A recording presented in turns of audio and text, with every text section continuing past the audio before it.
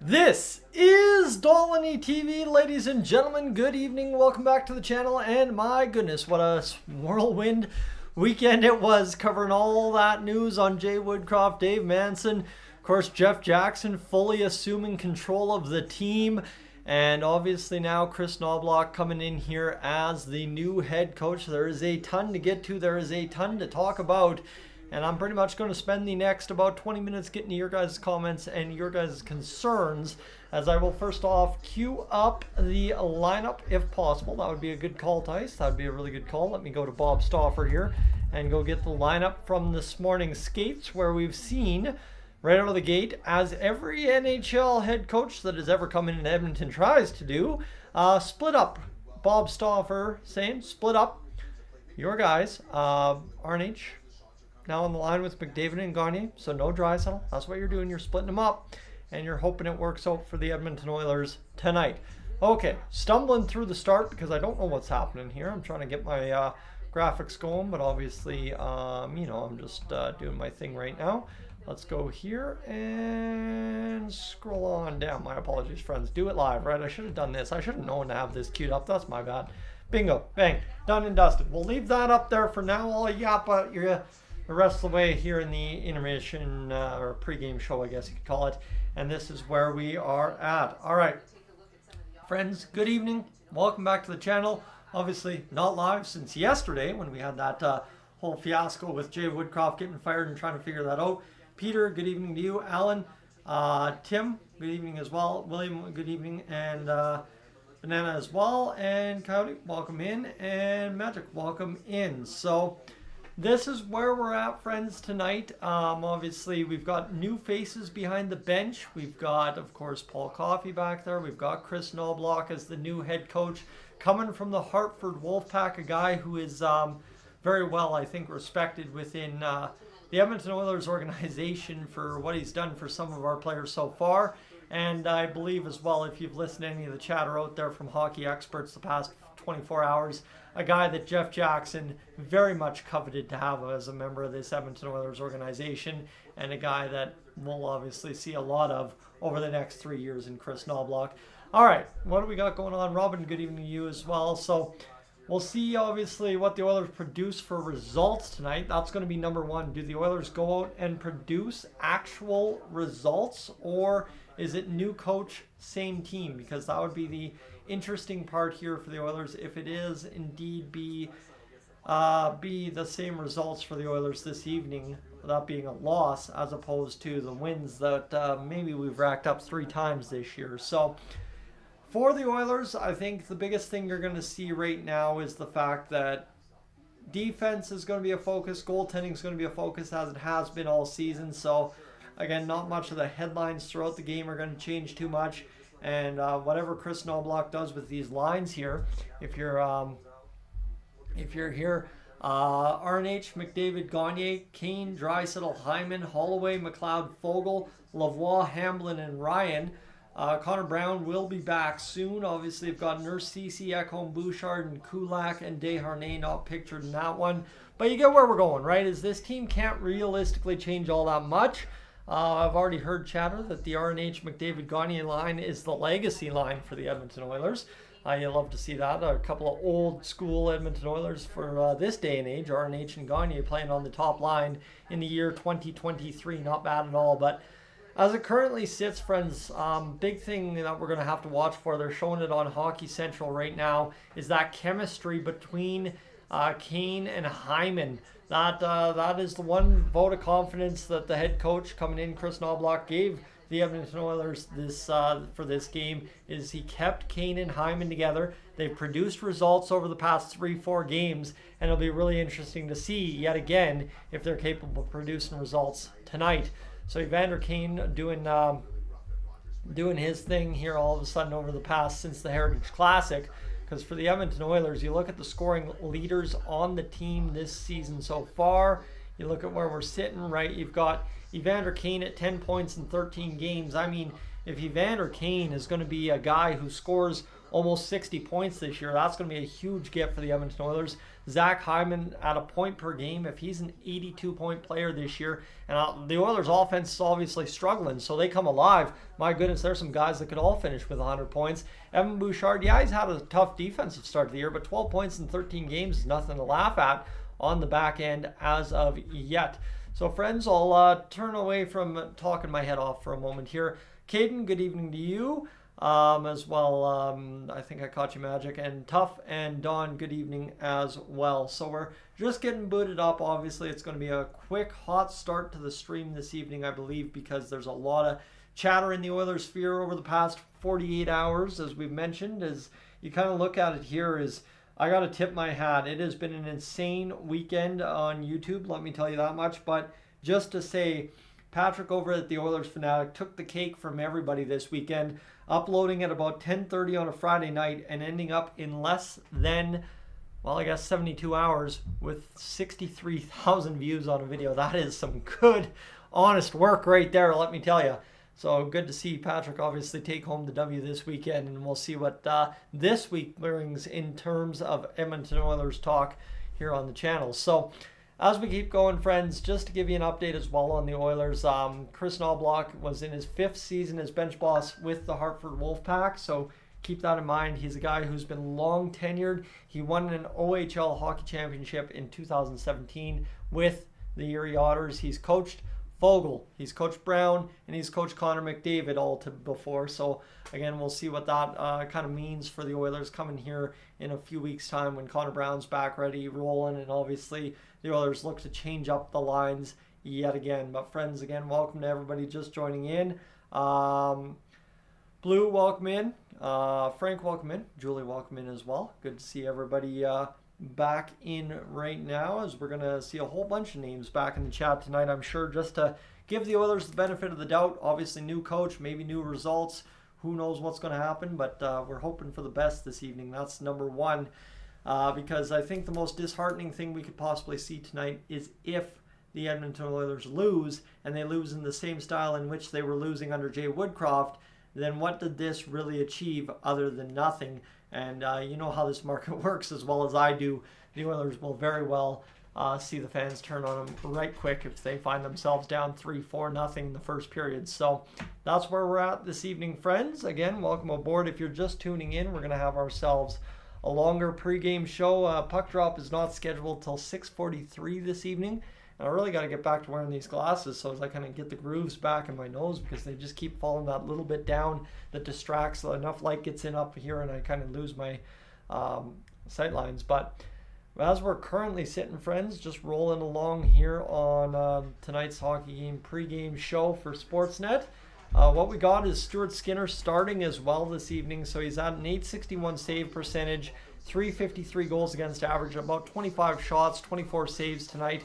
Would go out and do a whole bunch for him this evening, that is for sure. So we'll see if that ends up being the case. Number two as well, seeing if Leon and Connor come back to life, and seeing Connor McDavid come back to life because he's a little mad would not necessarily be a bad thing at all for us Edmonton Oilers fans. We know that the most dangerous Connor McDavid in the world is when he is mad. So it'll be interesting to see if Mr. Connor McDavid comes out angry, firing, and possibly doing his thing against the New York Islanders tonight. There's no one I feel worse for tonight than Ilya Sorokin. He's got the biggest, tallest task in the world on his shoulders to try and stop the Oilers tonight, coming out firing with a new head coach. Farm Girl, welcome in. Frank, welcome in as well, if I didn't catch you. And Joseph, welcome in as well, as we should be ready to rock and roll here in about 23 minutes, I believe, is the time that we'll get to start tonight's hockey game. Yeah, let's see. They're talking about which player would you like to see in today's NHL. They're showing off Bobby Orr highlights almost immediately. Yeah, that seems pretty predictable right there from anybody that knows hockey in Canada. So, yeah, no, friends, it's going to be a tough night, right? It's going to be a tough night. Just hopefully, given the Oilers the benefit of the doubt, even if something goes wrong, how much can they bounce back? How quickly can they bounce back? I guess that's going to be the question if they find themselves down. But I expect them to come out firing. I think tonight you easily see a crooked number in the Oilers' goal column, not the opposing team's goal column. Again, that's just fancy hope from me, but at the end of the day, we need fancy hope right now because we need to be able to get somewhere this season. It's a big year, and it'd be nice to see the Oilers get somewhere right out of the gates under the new head coach. So as we get going here, friends, we're already heating along on the stream. Thank you for being here. We've got Mike Bossy on there as well. So I'm going to go quickly take a look here to see if there's any updates on the game so far. Stewie having having fun with the young fan pregame. Good to see. Good to see Otis Stewart Skinner, who's feeling a little relaxed. Let's see. There is nothing else. Nothing else on Twitter to find out, so that is where we're at right now. Tim, welcome in. Jamie, I cannot show the game. Friends, those of you waiting for me to show the game, I cannot show the game due to copyright restrictions, right? If you've ever tuned into the channel before, you would know anything about how things work here. Is I can do my play-by-play. That's what the NHL allows me to do. Actually, the NHL is happy to allow me to do it, but other than that, they don't really allow any live streaming of their content for free, I guess you could say. So no game content here from me, unfortunately. I could dream, but that is not the case. And yeah, let's see where we're at, friends. Jake, welcome in, as we are going to be now just about 22 minutes away from puck drop. I don't know, is there really anything else to talk about? I think everything's been talked about in the media here the past 48 hours, so it is where we're at currently for the Oilers. Not really much to talk about other than everything that's already been talked about. You're at the point of the day where you basically got to just get results out of Kris Knoblauch, or else see what's changed or not changed. That's going to be the interesting thing, right? Is I've already got some stuff in the can for post-game, I'll tell you that much, in case things don't change for the Oilers, or in case we win, right? One or the other. We're going to have a little bit of fun with it post-game via a YouTube short, I can promise you that. See what happens. Yeah, as we go, friends, the Oilers are 3-9-1, okay? This is magic to your point here. Let's go quickly to the Oilers' standing situation, because I don't think it's necessarily as bad or as dire as most of us think. Again, an 8-game win streak here sets us back to 10-10. We've already won 1. We only need to win 7 more. This Oilers team, it's not necessarily completely impossible. You're currently outside of 10th in the division. You're 6 points back on Seattle. Seattle loses tonight. You win tonight. Then you win against Seattle in regulation on Wednesday. Guess what? Now you're 2 points back of Seattle. Yes, somebody might move ahead of them in time, but that's how quickly you can climb the standings on the next closest divisional opponent, not named the Calgary Flames, who are right down there with you. And that takes you into 5th in the division. You're that close to number 4. Now, number 4 is the Anaheim Ducks, who are sitting at 16. So now all of a sudden you're that close to being a few games away from Anaheim.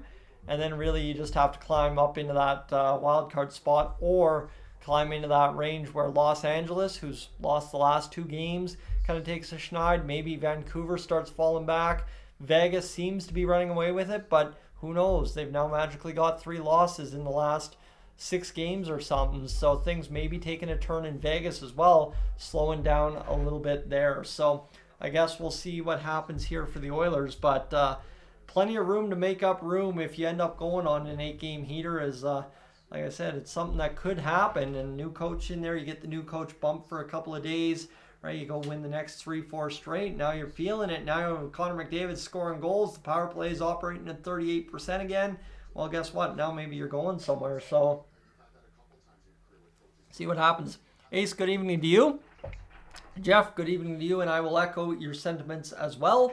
JM, crazy game situation, just crazy. Well, I don't think the Oilers are in that much of a crazy situation. It's just a crazy thing to go out there and expect results right out of the gate, but there's nothing else for us to do other than expect results right now, because it's kind of tough for the Oilers to not expect results this season.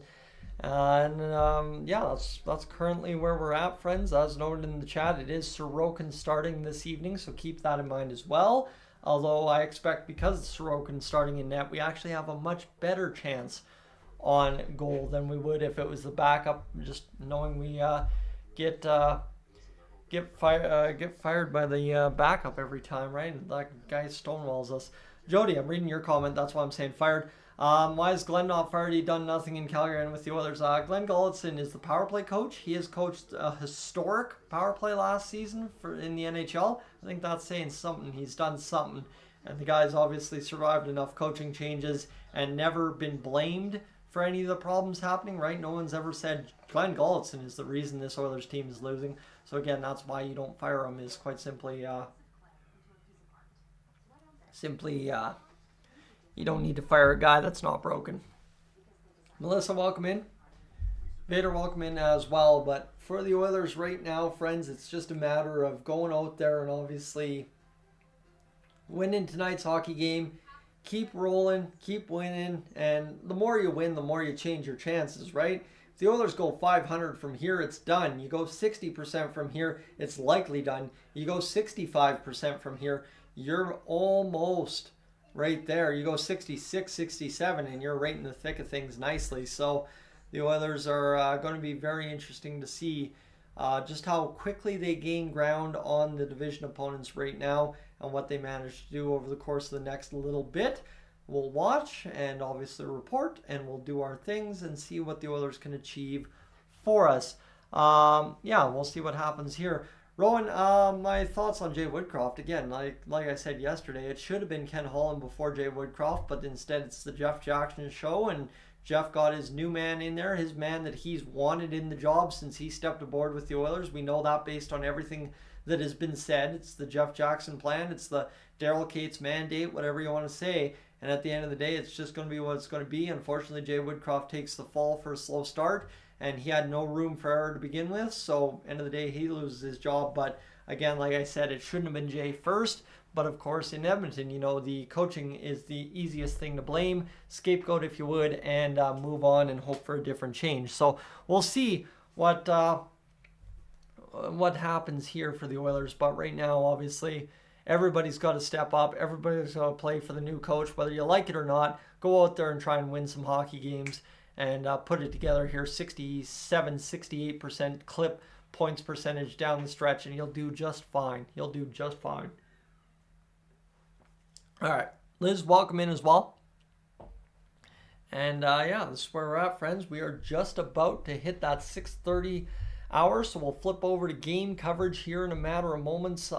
In terms of the broadcast, I'll be watching, so that'll be nice. We've had the Hockey Central pregame show. It is Indigenous night at Rogers Place this evening, so we will get a whole bunch of content on our TVs featuring the Oilers Turtle Island logo, which again, if they want to run something like this jersey next year with that Turtle Island logo as a primary logo for said jersey in NHL games, I would love that, because that is one of the best well-designed logos the Oilers have ever had, and obviously something that is very meaningful for everybody in Alberta.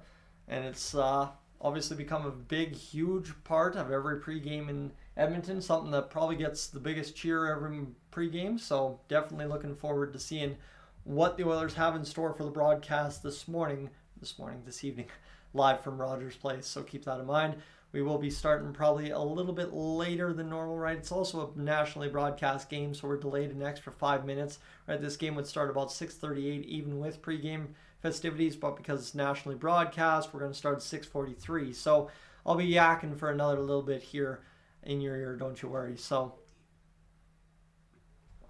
that's where we're currently at. But friends, it is a broadcast of the National Hockey League on Sportsnet. We're going to have our intro right now. Royal Tusk with Head Up, getting the pregame anthem going here for the Edmonton Oilers, who desperately need to find results this evening. It's been a tumultuous 48 hours in oil country. You win a hockey game convincingly against the Seattle Kraken. You fire your head coach at 10 a.m. the next morning, and now all of a sudden here you find it. You got a new coach. You're back home, and you're trying to win a hockey game to salvage your season as quickly as possible. So see what happens this evening. obviously feel bad for Jay Woodcroft, but he's going to land on his feet, no doubt about it. As I kind of predicted in my video last night, I expect Jay Woodcroft to be the next head coach of the Toronto Maple Leafs when they make their much anticipated coaching change at some point this season. It's something that you look at any Leafs fan, you look at any Leafs media member, it's something that keeps getting talked about. And as the Oilers had it for the first 13 games this year, if it keeps getting talked about, it's likely to happen. So we'll see what ends up coming from this for the Edmonton Oilers. Anyway, everybody's good with the lines. Should I do it one more time for you? Edmonton Oilers lines this evening: RNH, McDavid, Gagner, Kane, Draisaitl, Hyman, Holloway, McLeod, Fogle, Lavoie, Hamblin, and Ryan. Those are your 12 forwards. Connor Brown getting close to getting healthy. Your defensive pairings, that's why I don't even have it showing there. You already know what your defensive pairings are this evening. That would be Nurse, Ceci, Ekholm, Bouchard, and of course Kulak and Desharnais. Let me just quickly respond to the text. It's something that we've been struggling with this past few days. It's kind of weird. I'm not really sure how to say it. I know you guys are getting some TV feedback in the mic. I really didn't move nothing, didn't change nothing, other than just for some reason the TV seems to be a little bit louder. I think at one point I had changed my Sportsnet settings, so that of course created a little bit more volume on the TV. Seems like I've corrected it now, but yeah, hopefully I don't get a copyright strike for that. Oh my goodness, you know how that kind of stuff works, and it's already taken me down once in a while. So yeah, let's yeah, my lineup's cutting off my head. Well, that's what I'm saying. Are we good? We understand? We got it? I can take that down. We'll take that down. There we go. But yeah, as far as we go, friends, 6:30 p.m. game time. Obviously, what that means is we'll be dropping the puck at 6:43 this evening. So you know what? If you end up hanging out with me for a few extra minutes, so be it. But we'll get to the hockey game soon enough. I promise you that.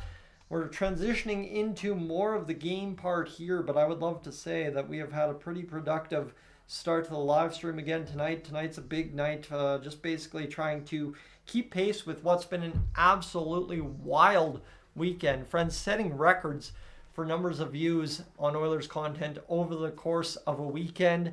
This weekend, not named playoff live streams, so it's been a pretty wild ride. Obviously, again, if you're just tuning in, you've tuned in to lots of Oilers coverage this weekend. It was Patrick from the Oilers Fanatic, out of anyone that covers the Oilers full-time regularly, taking the cake with 63,000 views on his video about firing Jay Woodcroft, and of course Dave Manson on Friday nights. So keep that in mind. We are pretty lucky to have the situation we had this weekend, just in terms of having lots to talk about, even though the team isn't necessarily doing that well. So again, from I know I can pass along from Patrick and I can pass along from myself a huge thank you to everybody back home for watching everything this weekend. I know most of us don't agree with stuff or we're upset about stuff, but at the same rate too, it's just nice to know that we all can kind of put together a nice little stretch, something meaningful, even though the Oilers aren't necessarily doing something. Sorry, just got another text message here. Thank you. I love it. I love it. I get all these kinds of text messages all the time. Oh, here's what I think, and then all of a sudden, yep, here. Also, have a good stream. And I'm now that I cursed it, right? I got that text message with that. Now it's going to be the flood, as you guys always hear, of Snapchats and text messages from here on out, because people know I'm live now that it's 6:30. So I just cursed myself, but thank you. Thank you to those back home watching that send me text messages during the game. Really do appreciate it. Of course, I don't want to name names because got to keep that stuff protected nowadays. Anyway, friends, as we go along here, it's been a good weekend for YouTube. Now we're hoping for a good week for the Edmonton Oilers. That's number one and paramount to everything that we're trying to do here the rest of the season. The Oilers sitting 15th in the Western Conference. Basically would need 18 points to reach Vegas. If Vegas would go on to lose the next, 9 straight games, that would help a lot. But again, nobody's going to not win some games in that time. So the Oilers need, realistically, doing some math, if I can pull that up, just to give you a quick idea of what's going on here. The Oilers are at 7 points, 13 games into the season, so they've got 69 games remaining. Nice to go here, and obviously, what do they need? They need 7 points or 94, let's say 94, so 87, 69 games. Nice again there. 1.26 points per game, which essentially turns out, all right, you need to win. Basically, you're winning a lot of hockey games. That's really all it comes down to.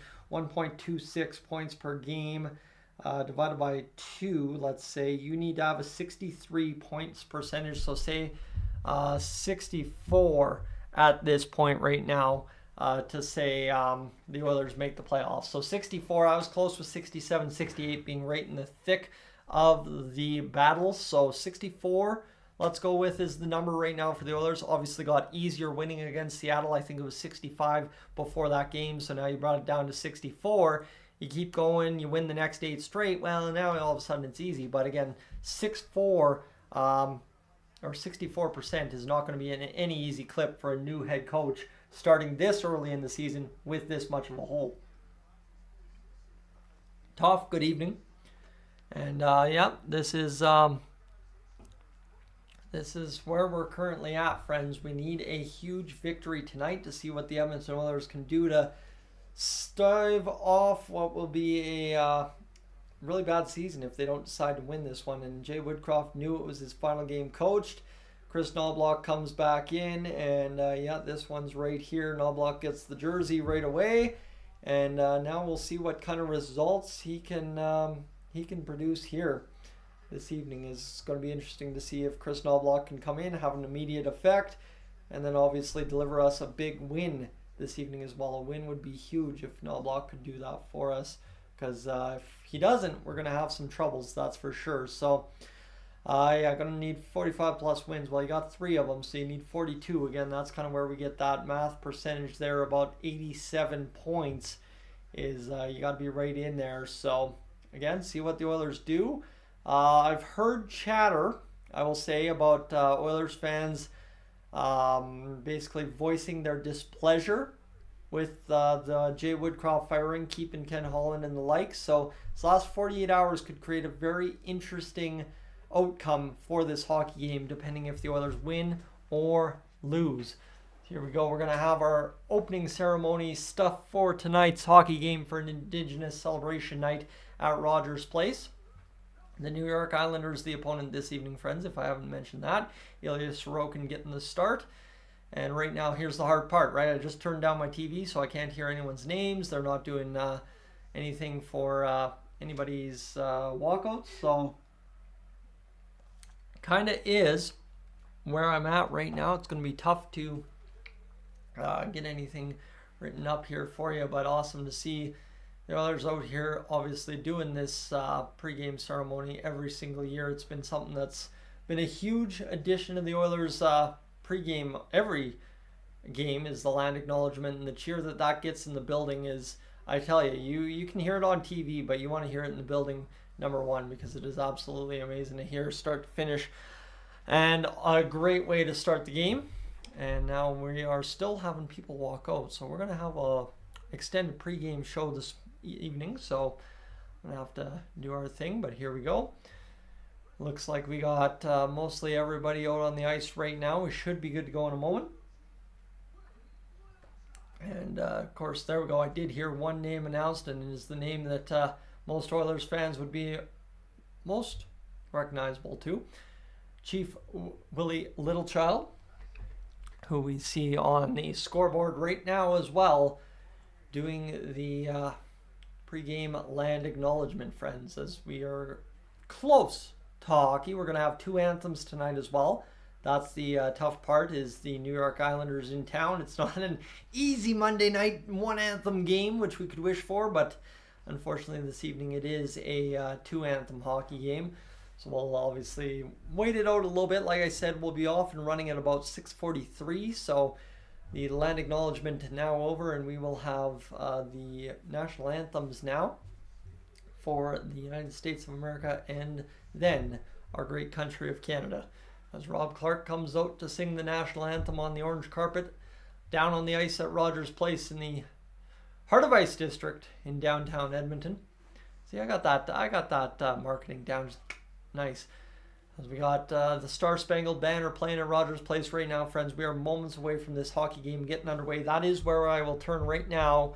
Just to say, if you are new to the channel, please consider hitting that subscribe button here on Dolynny TV. We've got just a few moments before we rip play-by-play for the next little bit, and you make your decisions on sticking around or not. And obviously, too, if you haven't left a like yet on the stream, that would be greatly appreciated. By the end of tonight's stream, almost no matter what, after tonight, we'll be up over 13,200 subscribers. I've got a little something I want to say in the intermission here following this first period of play. Obviously, for those of you that have been watching the content this weekend, today is 10 years on YouTube doing Dolynny TV, Yak City Gaming, back in the day when this was Yak City Gaming. And obviously, pretty special anniversary to have 10 years. And now we're heading into the next chapter. Pretty crazy. We're going to start with another head coach for the Edmonton Oilers, that's for sure. So here we go. Robert Clark's got the Star Spangled Banner done. And this evening we will have a different performer for O Canada. We'll actually get a name plate for that, I'm sure. So give me just a moment here, as we're going to have a bunch of people come on out to sing the anthem here. And give me a moment, we'll get the nameplate of the singers this evening. This is the tough part, I said. Turning down the TV volume screws me every time. And here we go. We've got the Bearhead Sisters performing O Canada this evening for Indigenous Celebration Night at Rogers Place. And we are almost ready to rock and roll for tonight's hockey game, friends. We are just moments away from this one getting underway. We're about 2 minutes away at this point. So let's see what the Edmonton Oilers can get to here this evening. Stuart Skinner starts. Keep that in mind as well, as we are going to see if Stuart Skinner has different results for a new head coach, as it's hopefully going to be a huge one this evening, as we've got the anthem just about wrapping up here at Rogers Place. Again, the Turtle Island logo. I will say it again. Put it on that. Put it as our third. Let's go. Yes. Yes. I don't really know why my TV's bleeding through the stream so bad tonight. I'm really not 100% on that, but and even when the audio kind of crawls down there, I'll just turn her down another notch here. I'm not 100% sure what's happening, and I guess things just kind of happen sometimes on the live stream, and we'll see what happens the rest of the way home this evening, friends. Ian, thank you very much, and let's go here to Rogers Place in downtown Edmonton, as we are just about set for tonight's hockey game. Ilya Sorokin in net for the New York Islanders. Here's his stats coming up briefly from Cobb's Bread, the sponsor for tonight's lineup for some reason for the goaltenders. 3-2-3 record, 324 goals against average, and a 907 save percentage. Here you go, friends. Guess what? 324 goals against average. I like that. Stuart Skinner's a little bit worse at 363, but I mean, if we pop in 4 goals and they pop in 3, all equals out. We win a hockey game. So let's go get this, friends. Toast, welcome in. Greg, welcome in. And Farm Life, welcome in as well, as we are just about ready to go. Earl, welcome in as well. Here we go. Let's do this.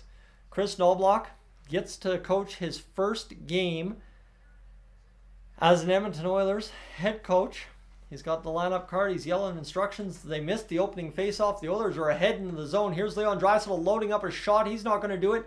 Puck comes off a stick, and the New York Islanders transition back the other way. Cody Ceci soundly back in defense. And a shot from the Islanders. First save of the game for Skinner. He sprawls on the puck, makes the save. 2 right out of the gate. The Oilers with a not so pretty play in the offensive zone comes back immediately the other way. And Stuart Skinner able to make 2 saves in a row to keep this one scoreless right away on this one, even though we missed the opening face-off because of the broadcast. Alan, thank you again for the super chat. Really do appreciate that, friends, when you throw those down. Always makes me feel quite special. Let me tell you, it's something that Again, 10 years on, it just still doesn't quite feel real at times. So thank you again, Alan.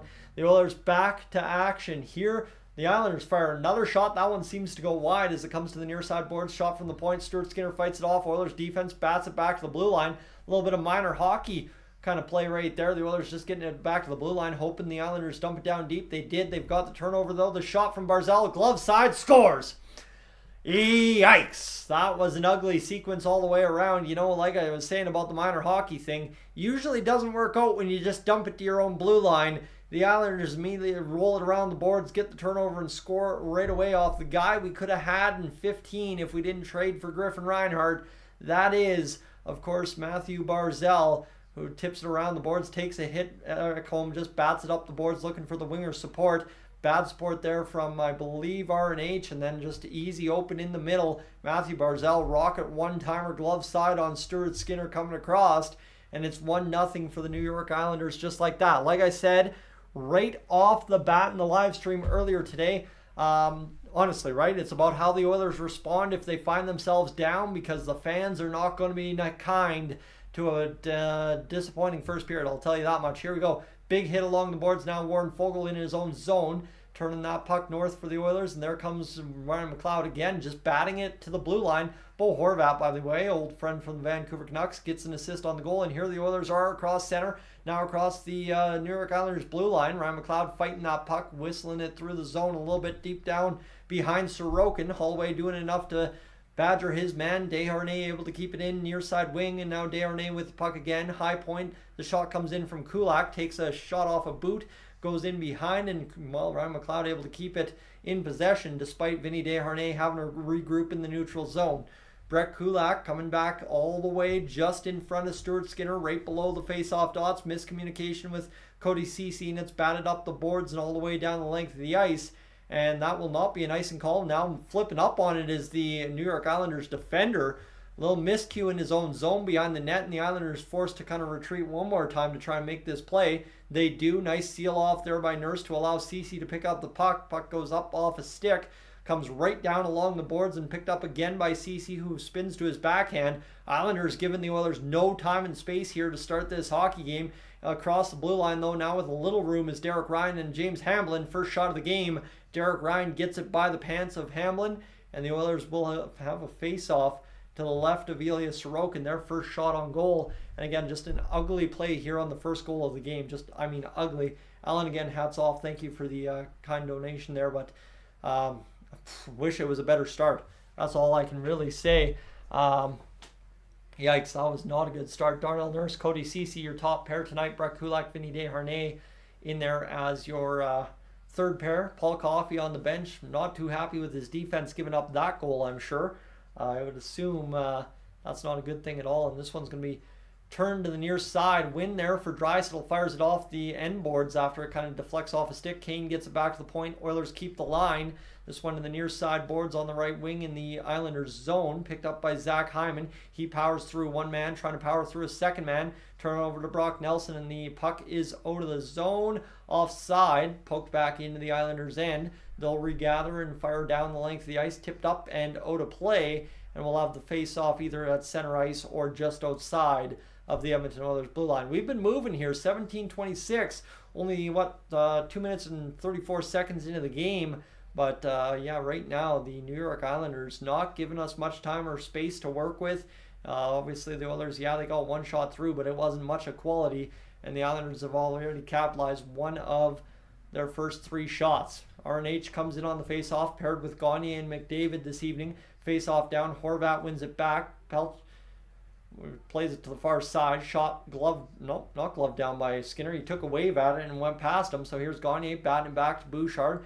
Puck comes along the boards, and this one's fired to the middle again. The Islanders is able to regroup here. Pelech shoots the puck. Now near side, wrap around. Nope, not coming there from Barzal. The Islanders still rolling around. The Oilers collapse to the middle, and they just cannot knock the Islanders off the puck. Ekholm chasing hard, and the Oilers still unable to get it out as they are just hemmed in their own zone right now. Bouchard boots it away, and he will throw it back down low to Matthias Ekholm. Ekholm in behind the net. He'll pick up and start out down the middle of the ice. He comes right through the gut and right onto the tape of Nugent Hopkins at the blue line. Not a shot off the blocker. A Sorokin doesn't go anywhere, and here comes Vinny Desharnais sealing the bench at the Islanders' side of the ice, and then a couple hard rubs against Islanders players after fired back into the Islanders zone. We've got a stoppage in play, of course, because my stream, as it usually does every game early on, froze up. So just give me a moment here to restart this, and we're back into the Oilers' end now with 16:16 to go here in this first period of play.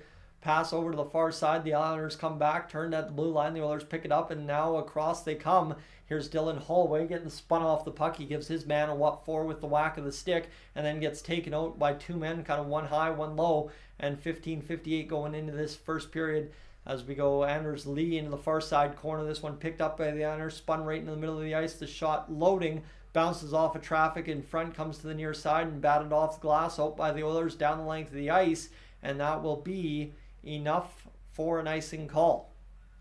There it is. That's how we start this hockey game this evening.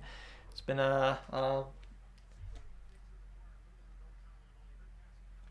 be a good start, I guess, if the Oilers would have been up 1-0, but it's been a bad start so far. You'd like to see them do a little bit more intensity here. They haven't really come out firing as of yet. We'll see what happens here, friends, as we go to the face-off to the near side boards, right of Skinner in the Oilers zone. Picked up by Vinny Desharnais. Desharnais will flip out down the length of the ice and just on net. Nope, that'll be enough for icing call again. Just missed the paddle of Sorokin. Hamlin chasing after it with all his speed and his flow, but couldn't do the job. Friends, welcome aboard if you've just tuned in. Thank you for being here. We're just about to cross 1,000 views on the stream, so really do appreciate you being along for the ride. The Oilers on a one-game streak so far, looking to make it 2 this evening. Down 1-0 against the Islanders, not even 5 minutes in. 3-2 the shots for the Isles, and we'll see what ends up coming from this one this evening, as the Oilers really need a big performance here for new head coach Kris Knoblauch, and of course to win a big game. So here we go. Patrick, welcome into the chat. If I missed you earlier, Toff's in here. We got everybody. We'll get Gillis TV in here in just a few moments, as we'll have Hamlin in the face-off dot. He wins it back, this time to Vinny Desharnais, who will set up the breakout out of the zone. He'll make a nice little chip off the boards, allows the Oilers to get to center and dump it in at the blue line, all the way in behind Sorokin, picked up with speed by the Islanders. Near side pass, goes to the far side, bounces around, comes right into the middle of the ice, and then the Oilers kind of fire it back in, and looks like we'll have a face-off at center ice after that puck just kind of took some bounces around, that is for sure. Just kept hopping around. And now there's Paul Coffey having a chat with Vinny Desharnais, the new defense coach for the Edmonton Oilers, trying to talk it over. Kris Knoblauch really not doing much other than standing over, looking at everything and saying what's going on here. As this was a 1-0 lead so far for the New York Islanders. The Oilers down within the first 5 minutes of the game. Here's Nurse playing it to Ceci. Kane took a little extra shoulder into somebody a few seconds ago as well on that dump in. And see what ends up coming here for the Oilers, as Evander Kane might be looking to impress the new head coach by throwing the hands and saying, hey, I'm a team player, coach, get me out there. As here we go. We are going to have Paul Coffey chatting it up with Mark Stewart. I thought his name was Brad, but I guess I got those two confused. And this is going to be a face-off. One back for the Oilers. Nice scrambly win for Leon Draisaitl. Darnell Nurse away to the near side. Bounces it off the boots of Draisaitl. Race to the puck. And again, the Oilers guilty for the third or fourth time early in this hockey game of an icing call. My goodness, this is not good. The Oilers doing a lot of not so good things here. Lane Lambert, the head coach of the New York Islanders, 47-36-12 record so far to start things. He's got that old greased back flow. You love to see it. You don't see too many guys rocking that flow anymore, but Lane Lambert, a little bit throwback right there. This one comes off the face-off. The shot for the Islanders, scrambled on net. Skinner, bobbling puck, has to bounce on it. Ceci tangles up with one of the Islanders players, and we will have another stoppage in play here and another face-off in the Oilers zone. Friends, we're less than 6 minutes into this hockey game, and we've been playing hockey for the past 12 minutes here. This is rather unusual, right? No TV timeouts, nothing as of yet. and the New York Islanders just keep winning faceoffs, scrambling up draws and redoing draws and icing calls and all that in the Oilers zone. It's been one of the weirdest starts to a hockey game we've had in a while. And oh, by the way, we're also down 1-0. So tough go to start this one for the Edmonton Oilers. But again, we'll see what ends up coming from it as face-off to the right of Stuart Skinner for the 6th time in a row. I'm thinking at this point, the face-off won back by the Oilers.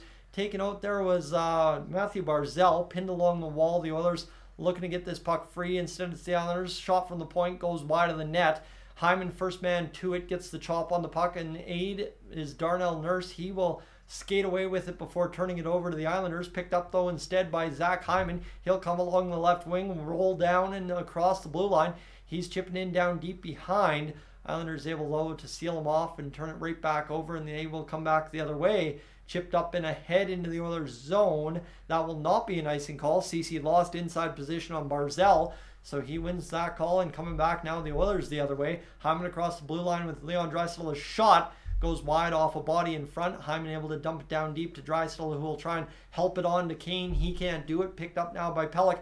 He'll play it into the middle of the ice. The Islanders just content to flip it off the shin pads of Matthias Ekholm, who picks it up rather cleanly. He'll come to the near side. Bouchard fires it in to the far side corner. This one picked up now by the Islanders. They will chip along the blue line. Picked up, though, by the Oilers. Before it could get out, fired back to the near side. Here's Connor McDavid rolling around. He'll pass it off a stick of an Islanders player, and it goes up and out of play. Connor McDavid, who's clearly been frustrated this season with his start. Clearly something wrong with him as well, whether it be an injury, even as mentioned by David Amber on the pregame panel. Be interesting to see if Connor turns it around tonight. All right, friends. Whew, what a start to a hockey game. We're on commercial break. Alan, thanks to you, we're going commercial free here in this first period. That's what kind of the board is set at, about that $10 mark, or a couple donos in a row usually gets us ad free for the first period, and probably even the second period because I forget about it. But friends, just as we say here, just to give you an idea of where we're sitting at, already 77 hours watched on the stream. It's going to be hard to match those crazy numbers we got during the weekend. Patrick, again, I don't know if you've been in the chat the whole time, but hats off to you, my friend, for doing what you did with that video, talking about the firings coming up on Friday night for the Oilers on Sunday, and 63,000 still. Cannot believe that for the life of me. That is one of the wildest things to actually happen this weekend, let me tell you, but well-deserved. Well deserved. All right. All fun aside, friends, it's been a good start to the hockey game in terms of we are at least moving now, right? We're past the 6-minute mark of the hockey game. That's a good thing. Although the rest of the hockey game, don't even ask me about it. It's been terrible. If you are new to the channel, I would encourage you, though, to hit that subscribe button here on Dolynny TV. It is a pretty big day today as well. It's a 10-year anniversary. I guess maybe I should hype that up more than I am. But end of the day, it's just another day on YouTube. Because the Oilers, unless they want to produce a result, it ain't going to give us much to really talk about at the end of the day.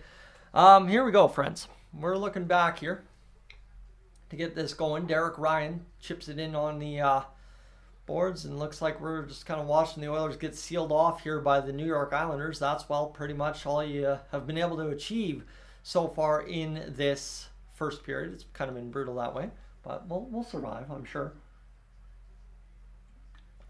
How about this? Face off to the left of Ilya Sorokin, one back by Connor McDavid. Face off to Matthias Ekholm. He has his shot block. That's about the 5th shot block for the Islanders early on in this hockey game. They will curl to the boards. Throw it in the corner. Nice lean on his man by Bouchard. Perfect interference not called to get away with getting that puck picked up. And here comes Connor McDavid loading up. He's across the blue line, cutting back to the boards. He'll dump it down deep. Right on time was Sam Gagner to pick up that puck, but instead leaving it because he hopped over his stick for Ryan Nugent-Hopkins. Near side boards, Bouchard pinches, turns it almost immediately over. Hopped off one Islander's stick onto another, and Connor McDavid's got to get back. He takes a huge hit into the back of an Islanders player. Perfect seal off of his man. I mean, we don't see Connor McDavid back check like that often, but a huge get there from Connor, and now picked up by the Oilers. Back the other way, Derek Ryan flips it into the zone. He will come chasing into the near side corner. easily loses that battle against the Islanders defender, but a weird hop off the stick allows Vinny Desharnais to fire a shot. That doesn't come true. Clutterbuck back the other way. He'll fire the shot up off the glove of Skinner and then off the post and then cleared to the near side corner, and the Oilers set back as it opens up a little bit here. James Hamlin with an opportunity. He gets right in front. Oh, just couldn't buy a bounce right there. An Islanders defender blows a tire. No penalty upcoming. He was laying on the ice looking for it. And now this one picked up by the Oilers. Desharnais flipping it back in, and Pelech will pick this puck up and play it over to the far side dot, where the Islanders looking to break out here. Kane now on the ice for the Oilers. Look for him to maybe stir the pot. We're down 1-0 early in this first period. Shot off the side of the net. Stuart Skinner sees it go right in behind his left-hand side. Islanders pick this one up. Back to the point. Pelech will roll it down low again. This one hits his skate of Skinner and bounces out of the net, thankfully not in the net, as is usually tradition off the goalie's skate for us. Here's the shot from Pelech again, up over top of the net, and this time it will go up and no to play. This game, despite not moving very fast, has had some good pace to it at times, and Connor McDavid, a great hit on Anders Lee to get him into the corner right there, knock him off the puck. You play like that in the playoffs, you're going places.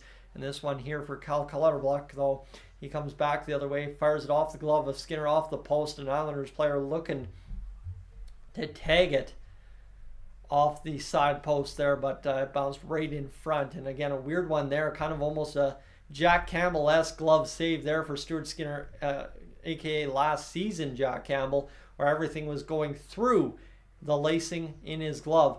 11:42 to go in this first period. The face-off, one ahead by the Edmonton Oilers. Immediately turned over again, though, and now, okay, maybe we got something brewing here. Here's McLeod onside. The shot fired by Fogle up off of a player for the Islanders and out of play. So, again, there we go. Another stoppage in play, and I mean, we have just been grinding the whistles here in this early first period, as that was a good wide open look there from McLeod to Fogle. Thread the needle and get him across the blue line. Couldn't get the shot on net, though. Fogle now looking for this face-off win. Ilya Sorokin focused in. Will have Dylan Holloway come in for Ryan McLeod in the face-off dot. Scrambled the boards on the far side. Picked up by Fogle. Now up high to Bouchard. He'll load up the slap shot. Save made by Sorokin.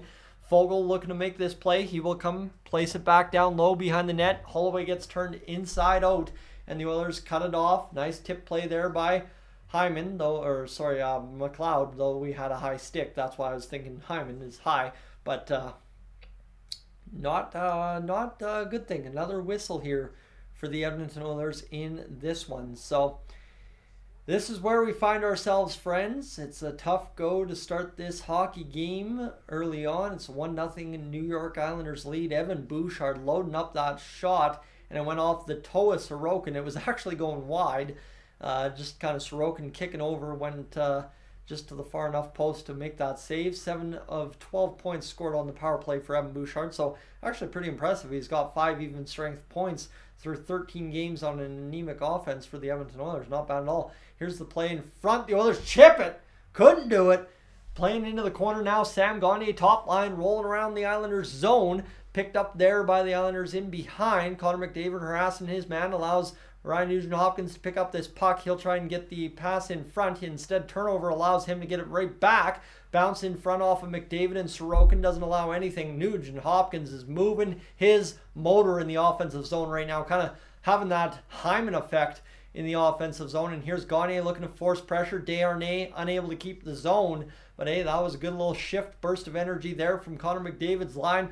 Kulak now with it in his own zone. 10:22 to go in this first period of play. 1-0 for the New York Islanders, as Kulak will look to start out from behind Skinner. Near side pass. That's going to be Cody Ceci playing it up ahead, and this one's right on the tape to Draisaitl. Puts it to the backhand. Misses just wide. Oilers get the turnover from the Islanders' failed clearing attempt. Near side corner, still pressure in the Islanders' zone, though they will smartly play it back down low and be able to get it up and out, and they are 3 men wide against 3 men for the Oilers in the Oilers zone below the hash marks already. Now this one back to the point. The shot comes in, tipped wide of the net or off of the glove of Skinner. Not too sure which. Skinner didn't really react well to that one. Pelech now with the puck at the point after the pass from down low. This one tipped again in front. Skinner stunned by that as well, but now Draisaitl able to pick it up and play it off a stick to Darnell Nurse in behind. He'll start out under quick pressure. The Islanders, though, chasing off for a line change rather effectively, and this one bounced in on Sorokin. Now Kane will play it to the middle, looking for the quick pass from Darnell Nurse, but couldn't line that up. And this will be picked up ahead by Noah Dobson, who will dump it into the Oilers zone. Weird bounce right on to Stuart Skinner off the corner boards, and this will be a face-off yet again. 9:11 to go here in this first period of play. Matt, welcome in. Friends that have just joined in, welcome in. Del, welcome in. Shawzy, welcome in. Yeah, it's glad to have you aboard. It's obviously been not the start the Oilers want, but the last 2 minutes here or so weren't so bad for the Edmonton Oilers, I guess you could say. Nice to see Nugent Hopkins moving his motor, right? He's a power play merchant at times, but even Leon Draisaitl there, deking to the backhand, doing the old, is that the Forsberg, I believe? Doing his best impression to try and backhand that one home. 13 points in 13 games versus the New York Islanders for Leon Draisaitl. Quite a crazy stat there as well. Point per game player. We'll have another face-off. We just can't do this cleanly. We just cannot do this cleanly at all. But again, friends, right now, 9:11 to go on the face-off dot as Derek Ryan scrambles it. The Islanders able to quickly recover. Romanov plays it down low. This is going to be picked up by the Islanders down low. Actually, I thought Ekholm had that puck, but his stick was tied up. Shot comes in quickly from the point for the Islanders after they regain possession. They still have possession. Nice keep in there. Shot again tipped. The Islanders getting all kinds of sticks in front, and they still have possession in the Oilers zone. Derek Ryan chasing around heavy, and Raphael Lavoie looking to present his stick. He will move and just backhand it down the length of the ice in behind Sorokin, go off for a fourth line change. It'll be interesting to see the ice times after this period, I'll tell you that much. Romanov firing it in from the left-hand side. Comes all the way onto the tape of the Oilers in their own zone on the far side boards. Nice little quick zone exit by Vinny Desharnais. Gather and play it across. And now the Oilers just stumble at the line. The defenseman blew a tire, but they were offside by just an inch. And that will be a stoppage in play yet again. So, friends, we will have a TV timeout with a 1-0 score, 8:22. I was going to say 8:55. My apologies. 8:22 to go here in this, of course, first period. It's only the first period. Crazy, I know. The Oilers' opponent, next game out, the Seattle Kraken, get underway against the Colorado Avalanche at 8 p.m. So we got an hour until their puck drop between them and the Avalanche. We'll see what ends up happening here for the Seattle Kraken, who, again, if they lose tonight and we beat them next game and we win tonight, things really get relatively easy for the Edmonton Oilers in terms of climbing the standings if they want to go win another couple in a row after that. Friends, again, welcome aboard. If you're just joining in, seeing a bunch of you joining in actually right now. If you haven't already left a like on the stream, that would be greatly appreciated. I guess let's see how many likes we can get. This being the 10-year anniversary stream for Dolynny TV this evening as well, celebrating 10 years on YouTube as of today. Wild to think, starting back way back when in the Cold Lake High School Media Lab, Jared Nichols' class, way back when. Little free time project, ended up starting up a YouTube channel. I was running the Cold Lake Ice YouTube channel back then at the same time, and I'm like, I want to do a little something for myself, inspired mostly by Nasher back then and the NHL boys that played NHL video games back then. And you know what, it was a special time to kind of start YouTube. It was a different landscape back then, and it's evolved into what it is today, and it's been a wild ride over the past 10 years, I will tell you that much. But friends, if you want to be aboard for the next little bit, I guess I'll throw an ad for myself before we return to play. If you would be so kind to consider hitting that subscribe button, that would be greatly appreciated. Lots more stories to come every single game in, game out, so stay tuned. All right, here we go. We got Kris Knoblauch on the bench with Connor McDavid way back in the day. What's Betts up to? What's Betts up to nowadays? I wonder what that guy's doing. I'd have to get the first name to be able to hockey DB him. Here's the face-off for Ryan Nugent-Hopkins, Sam Gagner, and Connor McDavid on the top line this evening. The loss to the New York Islanders. Pelech will pick this one up and flip it high into the Oilers zone. Batted down, glove hand pass by Matthias Ekholm, but forced the dump in from the Islanders. Here's now Ekholm again behind his own net, under duress from two players. Bouchard slow to react, quick now back on the, just puck, I guess you could say. Really nothing clean about that play at all for the Oilers. And loading up Sam Gagner for Connor McDavid across the line. Here's Nugent Hopkins playing to the near side corner for McDavid in behind. Gagner plays it back to Bouchard. Bouchard goes across to Ekholm, chipped on down low, can't do it, and this one's going to be cleared out to center ice for Evan Bouchard, who will again load up Sam Gagner. Gagner looking a little bit overwhelmed, I guess you could say, on these first few shifts of this game with the top line, but that's fine. Again, he's got to find his footing at the NHL level, and he's already on the top line. Here's Nugent Hopkins loading up a shot off the post. Outside it goes, and the Islanders regroup in their own end. They'll skate it ahead, get across center, exactly center, and flip it on into the near side or far side corner in the Oilers zone. Picked up by Ryan McLeod. He'll see it flipped out for the Oilers to center ice. The Islanders regain and will cross the line, though cut off by Ryan McLeod again, and Fogle puts it right on his tape. Here's McLeod across the blue line. He'll fire it around the boards right onto the tape now of Fogle, who will carry and look to reverse the puck yet again. Can't seem to do it. One quick move there by the Islanders gets them out of the zone. Chipping off the glass, near side corner. Desharnais in the Oilers' end picks it up. McLeod with the puck again. He's had a lot of touches here over the last little bit. And this one comes to the far side boards, picked up by Fogle, fired in. And Sorokin will pretty much end this shift for the Oilers' third line. Fogle coming hard in, doesn't see the man cutting, and gets taken out. Had to dive for it. And here's Darnell Nurse getting a puck past his stick. Looking to flip it around the boards again. A terrible play as the Oilers just get it to the blue line. Tip in front goes wide of the net. The Islanders pressuring here. Nice hit there from Holloway to respond. The Oilers have laid the shoulder into some guys' backs tonight. You love to see that. And here's Hyman starting away. He chips to the outside, wins the puck battle, and gets it to the near side boards. And then in behind, he'll wrap this puck around the whole way. And Cody Ceci with it after the puck goes wildly wide. This one picked up now by Draisaitl in behind. He will roll to the far side dot. He's down to a knee. No call coming up. CC batting it around this second line, looking like they're toying with it. Kane just shoots it wide. Wound up for the one-timer in the slot from Draisaitl on the backhand. And my goodness, that's a great sign to see Draisaitl's backhand. Here's his forehand, scores! Leon Draisaitl evens the game at 5:43. And the Edmonton Oilers, my friends, are back in business. Their first goal for Kris Knoblauch is none other than one of the big two, and it's Leon Draisaitl, a wrist shot far side, reminiscent of that Darnell Nurse goal a couple of nights ago. What a beauty there from Leon Draisaitl. He came to play tonight. You've seen it evident in everything he's done so far offensively, and the Oilers just on a soft dump to the neutral zone picked this puck up. Darnell Nurse with a perfect primary assist, and a far side shot for Leon Draisaitl puts it home to tie this hockey game. And I mean, just quick hands there from Draisaitl. He knew he was driving that puck on net. And that's exactly what you got to do. When you beat the defender out wide, that was Sebastian Aho back for the New York Islanders. When you beat the defender out wide, you got to shoot that puck off the rush. And that was a beautiful move there from Leon Draisaitl to even this game. Darnell Nurse picks up an even strength assist. You love to see that. It's an even strength 5-on-5 goal for the Oilers. We're tied 1-1, 5:37 to go, and that's where we're at. So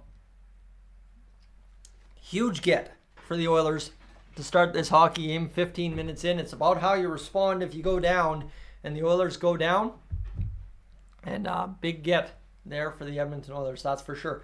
All right, here we go, friends. Just to recap quickly what's going on in the back end of the stream here to make sure everything's good. Looks like it's been a productive start to the live stream, that is for sure, so we don't mind that at all. Looks like that Evander Kane goal from scrimmage there back in the Joey Moss Cup has some views as well. And we are back in business, friends. That's what we like to see. That's huge for the Edmonton Oilers. We needed that, and obviously it seemed like it was coming on that shift. That shot from Kane really said, hey, whoa, I think they woke up. And then obviously Darnell Nurse, a quick recovery in the neutral zone, turns it back the other way for Draisaitl. And I mean, Draisaitl was quick as he made that play, made it happen. That was beautiful. The glasses seem to be working, so we should be good to go. Who scored for the Islanders? It was Matthew Barzal. We'll have the full period recap here in a few minutes' time, friends. But yeah, thank you for being aboard. It's been a treat so far to start this hockey game. Obviously, the Oilers, they have the first goal scored against them. It was rather ugly, but at the same rate too, it ended up working out pretty well. The Oilers didn't give up throughout the first period. They didn't have much room to work with. They go out there, keep working. They find some time and space. And I mean, Darnell Nurse, one stride after picking up that puck and on the tape of Draisaitl, and Draisaitl's away for the goal. What a beauty right there. Draisaitl more or less skating through two players, putting it far post. Perfect goal. You can score a lot of goals as a left-hand shot coming down the wing like that. And second goal last 10 games for Leon Draisaitl. 0 goals in the last 8 games for Connor McDavid. The Islanders right back to action here after the TV timeout. This one picked up by Evan Bouchard, and this will be batted down by Matthew Barzal in behind Stuart Skinner. Now played ahead by Matthias Ekholm. This one rolled up along the glass for a brief moment. The Oilers have it shot towards the net, but the Islanders see it blocked, and this one's lifted back into the Isles' end. A weird bounce goes off the glass. Stuart Skinner way too convinced that puck's not going wide, but it does. And we will have Leon Draisaitl and company roll over the boards again. So, it's a big situation here for the Oilers. They kept Kane and Hyman together, right? Of all the pairings that stayed together, that have had some chemistry here the past little bit, Kane and Hyman have been looking good, and they stayed together on the line with Leon Draisaitl, and that line's got your only goal of the game so far for the Oilers. They win the face-off right away here in the Islanders' zone. Shot by Kane, comes up over top of the net, off the glass. Difficult puck to handle. Can't really blame Cody Ceci there. It's Leon Draisaitl's 6th goal of the season, 16th point. Nurse and Hyman get the assist. Tipped in by the Oilers on Sorokin. Now the Islanders will come back the other way and lift this one in, down into the zone. Picked up now by Clutterbuck. He backhands to Darnell Nurse, who picked up his 2nd assist of the season. Hyman now with 14 points in 14 games. Islanders fire their shot off the end boards. Really not much happening here. This is kind of that energy line or whatever they call it for the New York Islanders. I think it's Zekas. I think it's Clutterbuck, and there's used to be Matt Martin on that line. But how about this? Here comes Zach Hyman dragging around behind. He initiates contact against the Islanders player and is able to win a puck battle for a brief moment before the Islanders spin it up the boards and dumb it down deep. A line change ensuing for them. Skinner out to play it, noticing weakness in the up ice play, and this one's going to be bounced right up off the boards by Vinny Desharnais. Touched up by the Oilers, not nice and call. James Hamlin out there. The Oilers buzzing down low in the Islanders zone, looking to try and make something happen here. Shot down low again by Kulak, right on to Sorokin, right in front. Ooh, Raphael Lavoie could not free up his stick. Vinny Desharnais keeps the zone for the time being. The Islanders, though, easily to get it out, and this is just some discombobulated hockey here from both teams as the Oilers roll in their 4th line. Lavoie, beautiful move to get around the defender. Here's Hamlin spinning it back to Lavoie. Now played down low to Derek Ryan. This line's got something cooking. Here's Lavoie, shot on net, blocked in front. Hamlin falls down, so the Oilers down in center trying to get back up the ice, but they don't worry about that. Turn it up rather quickly. Lavoie, big man in traffic, scrambles up that puck a brief moment. The Islanders back in possession, though, at their own blue line. Again, though, quick work by Warren Foegele. Almost turns over that puck. The Islanders across the line. Pollock trying to get that one down deep. Well, McLeod picked his pocket and will bat it up off the boards. And here's Warren Foegele playing it now to the near side boards in the Islanders zone. Coming heavy into the zone was Ryan McLeod with a shoulder flying. Here's the Islanders across the ice. They will roll up in the Oilers' end. In behind, Engvall plays it there. Well, he plays it right on the tape of Foegele, though the Oilers again just dumped to the blue line. Not good enough to get it out. And now Bouchard's chasing the Islanders around the zone. This is going to be backhanded nowhere. And Holloway's starting away with a 2-on-3 back the other way for the Oilers. As late man supporting. Here's Connor McDavid ripping a shot. Good looking shot. Ilya Sorokin, though, equal to the task, even with Dylan Holloway crashing in front. So, wild little sequence there as it was back and forth. A lot of jamming up pucks and nothing really happening much of substance. But the Oilers able to start shifting momentum here in this game. The Islanders, though, a little brief flurry in their offensive zone. So, see what happens here. But here we go. Face off for the top line. Gagne wins it off the scramble from Nugent Hopkins, but wins it too clean out of the zone. The Oilers, though, Darnell Nurse playing a really good stick-smart game here so far. He's across the blue line now for the Oilers. Flips it towards the net. can't get it on, and this is going to be batted to the near side, or far side boards again, as Nugent Hopkins almost won that battle, just couldn't do it, and this will be an icing call against the New York Islanders. So 1-1 with 2:08 to go here in this first period of play. The Oilers and Islanders engaged what's been a good game. The Oilers now lead 9-7 in the shot department. See what ends up happening here on this face-off. It's going to be a big one now for the Islanders, who haven't really faced, I don't think, too many icings in their own zone. And now all of a sudden Noah Dobson's going to get this off the face-off, try and make the breakout pass to Barzal. Chasing down low, pinching a little bit was Bouchard, trying to force pressure. Couldn't do it. Barzal able to keep composure. And now we're going to have a collision in the neutral ice. And here's Leon Draisaitl away with the puck on not an icing call. Sorokin, though, out to play it, was able to play it to the near side boards. That will be again picked up by Matthew Barzal. He'll play it to the near side for Cizikas, cut off there by the Oilers, and is trying to start away as Leon Draisaitl, who had his stick tied up behind him. And this one comes to the near side blue line on the dump in by the Islanders. Now picked up by Bouchard. He'll start out from behind his net and go right up to Draisaitl. He'll just flick it all the way down in behind. Kane goes heavy for a hit and then has to let go because the man turned his back.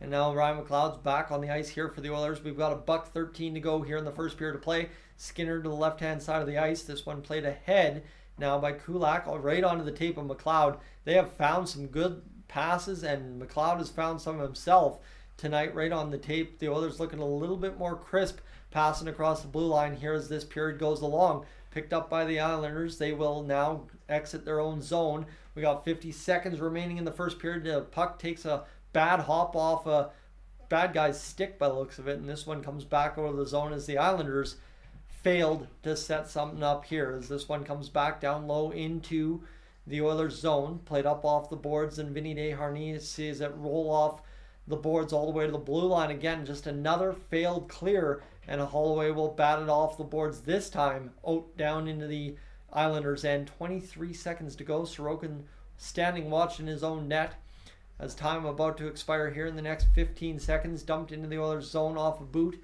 and this one is Cody Ceci picking it up. Turnover though, and a quick shot there from the Islanders. Stuart Skinner though equal to the task, and he makes his 8th save of the game, and that now officially gives him chance to raise his save percentage this season, as he's got a better save percentage now through this game than he does the whole season through. So that's where we're at. All right. Shot save made for Skinner. And we'll have a face-off to his left. And this one will be one back, and looks like there was a broken stick on the play. Somebody, I don't know if that aided or what, but this is going to be knocked down and time expires. There was really not much to do in front of the Oilers bench. Kris Knoblauch not looking all too happy with that first period. I think there's a lot of things the Oilers can tighten up here. Getting the puck out of the zone on the rims around the board might be one of them, right? If you're going to dump it to the blue line, make sure it gets out. Don't play that old minor hockey of force the defenseman to make the play, because at the NHL level, they're going to make that play 10 times out of 10. As Leon Draisaitl has the goal for us that is even the game. It's 1-1 for the Oilers and the Islanders after one period of play. Friends, welcome aboard to Dolynny TV. Glad to have you along this evening. Tumultuous 48 hours for the Edmonton Oilers, but here we are ready to rock and roll for this evening's game. Already through a period, not down a goal, and tied with the New York Islanders. It was Matthew Barzal from Bo Horvat and Ryan Pulock getting the assists on the Barzal marker, his 3rd of the season. Leon Draisaitl's 6th goal of the season from Darnell Nurse's 2nd assist, and Zach Hyman's 7th assist of the season. Hyman still staying point per game this season. The Oilers, here's the thing, didn't seem like a heavy, hard period, but they were moving their feet, and I guess throwing the body as well. 16 hits to the Islanders 6. The Oilers outshot the Islanders 8-7 by the count right now. 12-11 the face-offs, 6-2 the giveaways for the Oilers. So again, those dumps up the boards, some stuff not really being taken care of by the Oilers. And again, maybe Paul Coffey will go in the room and talk to him. I don't know what he has to say about the modern NHL game. Who knows? 3-3 the takeaways, and the Islanders heavily leaning on the block shots, 9-4 after the first period of play. The shots now updated 8-8 apiece. Just as we will go into the comments section here in a moment, just to say how the ice time was spread out in that first period of play, as we need to mention that. You look at it here, McDavid played 6 minutes and 1 second in that first period of play. He's on pace to play 18 minutes tonight, and that means he's got some go-go juice left for that third period if he needs it. Leon Draisaitl, he's played 6:26, so he's going to be, just about 20 minutes tonight. There's no one that really outstandingly jumps off the page for time on ice. Darnell Nurse trailing Evan Bouchard in time on ice, actually. Bouch leading everybody at 7:27, so that is where we're at. All right. Let's see here, friends. We are rocking and rolling along this evening. Obviously, it's been a wild start to the stream, I'll tell you that much. We don't usually see these kind of numbers for a regular season stream this early in the year. But just to give you an idea of where we're sitting, how about this? 139 hours watched on the stream. I'll take that all day. That's a really good little marker, that's for sure. And we'll see what ends up coming here, friends, for the Oilers right now. Yeah, let's see what happens, I guess, more or less, because the Oilers need to see some better results in that intermission. Let's see here. Intermission, Captain Conrad's funniest comment. What the heck? Paul Coffey talking to Cody Ceci on the bench. Oilers Nation making a little bit of fun with it.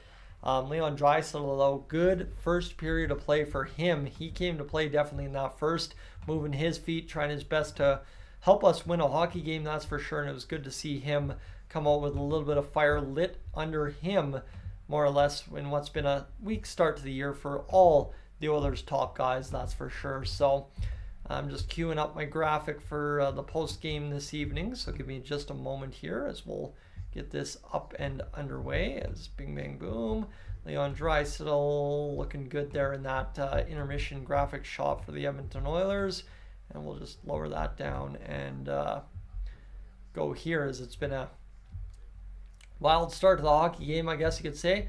Leon Draisaitl's post game the other night, things really turning around for the Oilers here, maybe after this first period of play. It started bad and it ends good in this first period, so hopefully it works out well and the Oilers go out there and dummy this second period. I anticipated a heavy scoring period again for the Oilers. That was not the case, but good to see now for the Oilers. They're tied and not down, so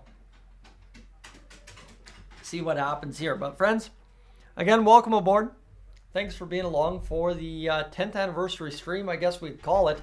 It's been a good one so far, as we keep mentioning. But if you are new to the channel and at any time you're feeling things, maybe consider hitting that subscribe button on Dolynny TV. That would be greatly appreciated. Just gets you the content that much faster, right? Gets you live stream notifications, all of that. Gets you more in tune with everything. We're 2 subscribers short here at 13,200. It's been a crazy month so far. Hit 13,000 not too many days ago, and now almost to 13,200. Moving rather quick. But yeah, that's where we're at right now, friends. We're just trying to get things going for this first period intermission. I don't think there's really much we have to talk about. Leon Draisaitl was fantastic in that first period, but now just kind of clamp down and see what happens for the goal scoring department the rest of the way home, friends. If you are just tuning in, Flipper do welcome in. I think as well I caught Ryan in there and Blank in there as well, and Jay. Thank you for all for being aboard this evening. It's been a long day, I'll tell you that much. My shop is not a kind of shop that should be open on holiday Monday, but we're open on holiday Monday getting ready for inventory, and it really started getting slow by that 3:30 time, I will tell you. But we survived the day. We got lots done. We're good in good shape for what's going to be a big day Friday, and then we get up with what will be another big weekend for the Edmonton Oilers. That much I'm sure. And you see here, the biggest thing for the Oilers tonight is how do these new look lines work out, because they need to roll around.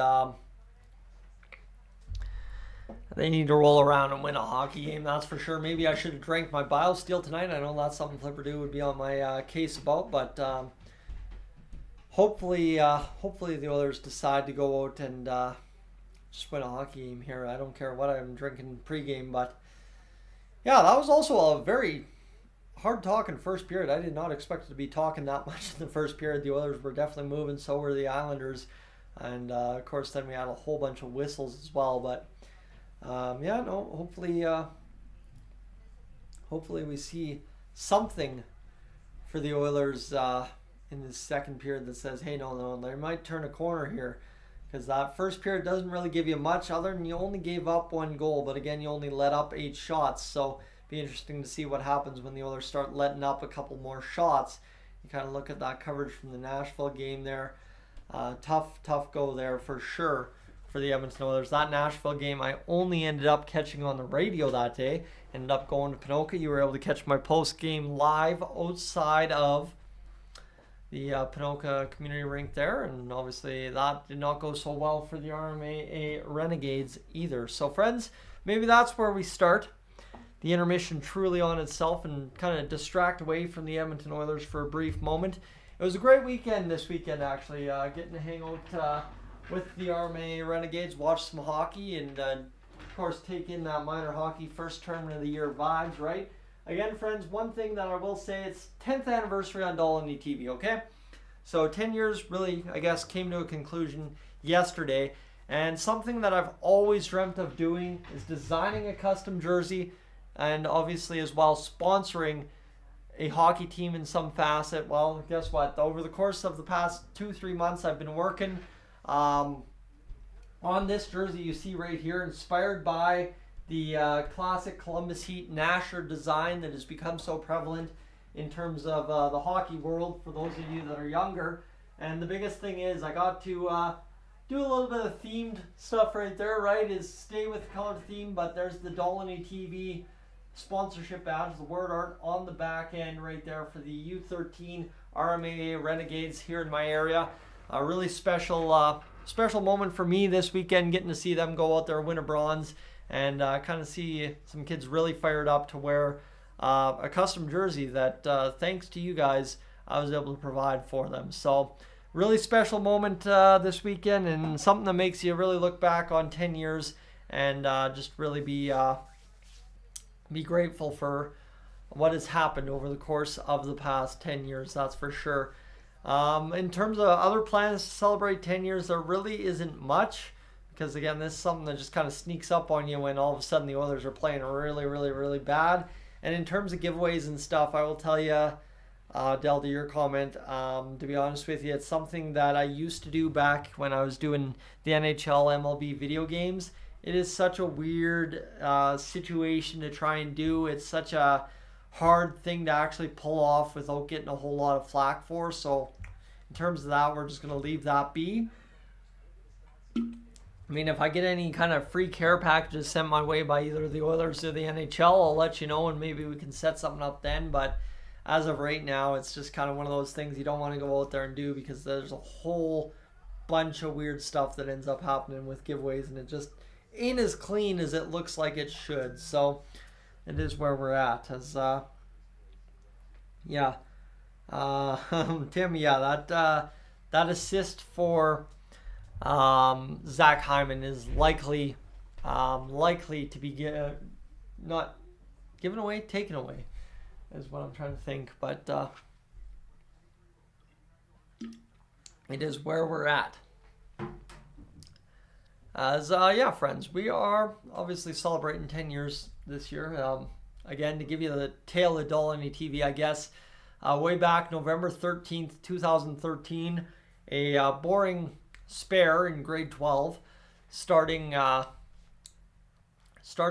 TV, which was then at that point Yak City Gaming, and it was just a little passion project to play video games on YouTube and maybe become one of those big famous NHL YouTubers. Oh my goodness, let's do it.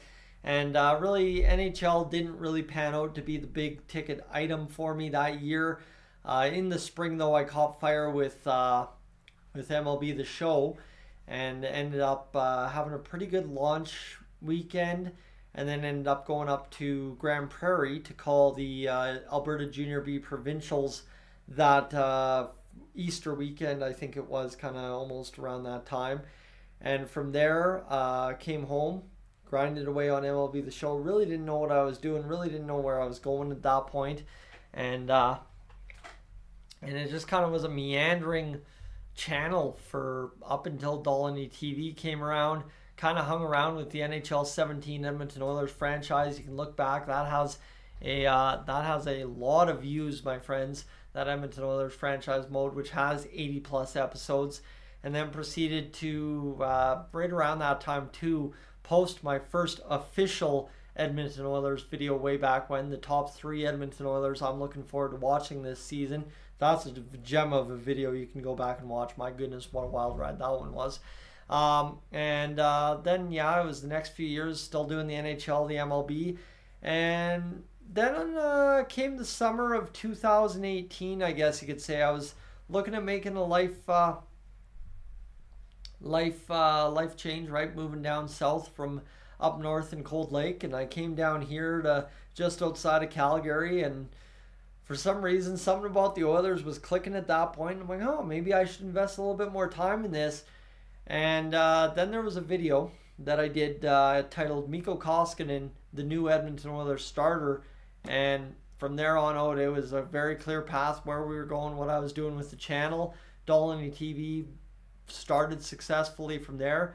And it's been a wild past 5 years since then, to be honest with you. Honestly, quit twice, I guess you could technically say, on the Edmonton Oilers and this whole channel thing, but came back last season, started last year in the preseason. You guys have been nothing but gold to me this year, so I really do appreciate that. A little bit on the history of the name change from Yak City to Dolynny TV. I guess the big part there is you would understand where Yak City came from, right? Some people that knew me a little closer thought it came from the Bonnyville Pontiacs, which obviously are called the Yaks in town there as well. But that was not the case. It came from Nail Yakupov, Yak City, obviously.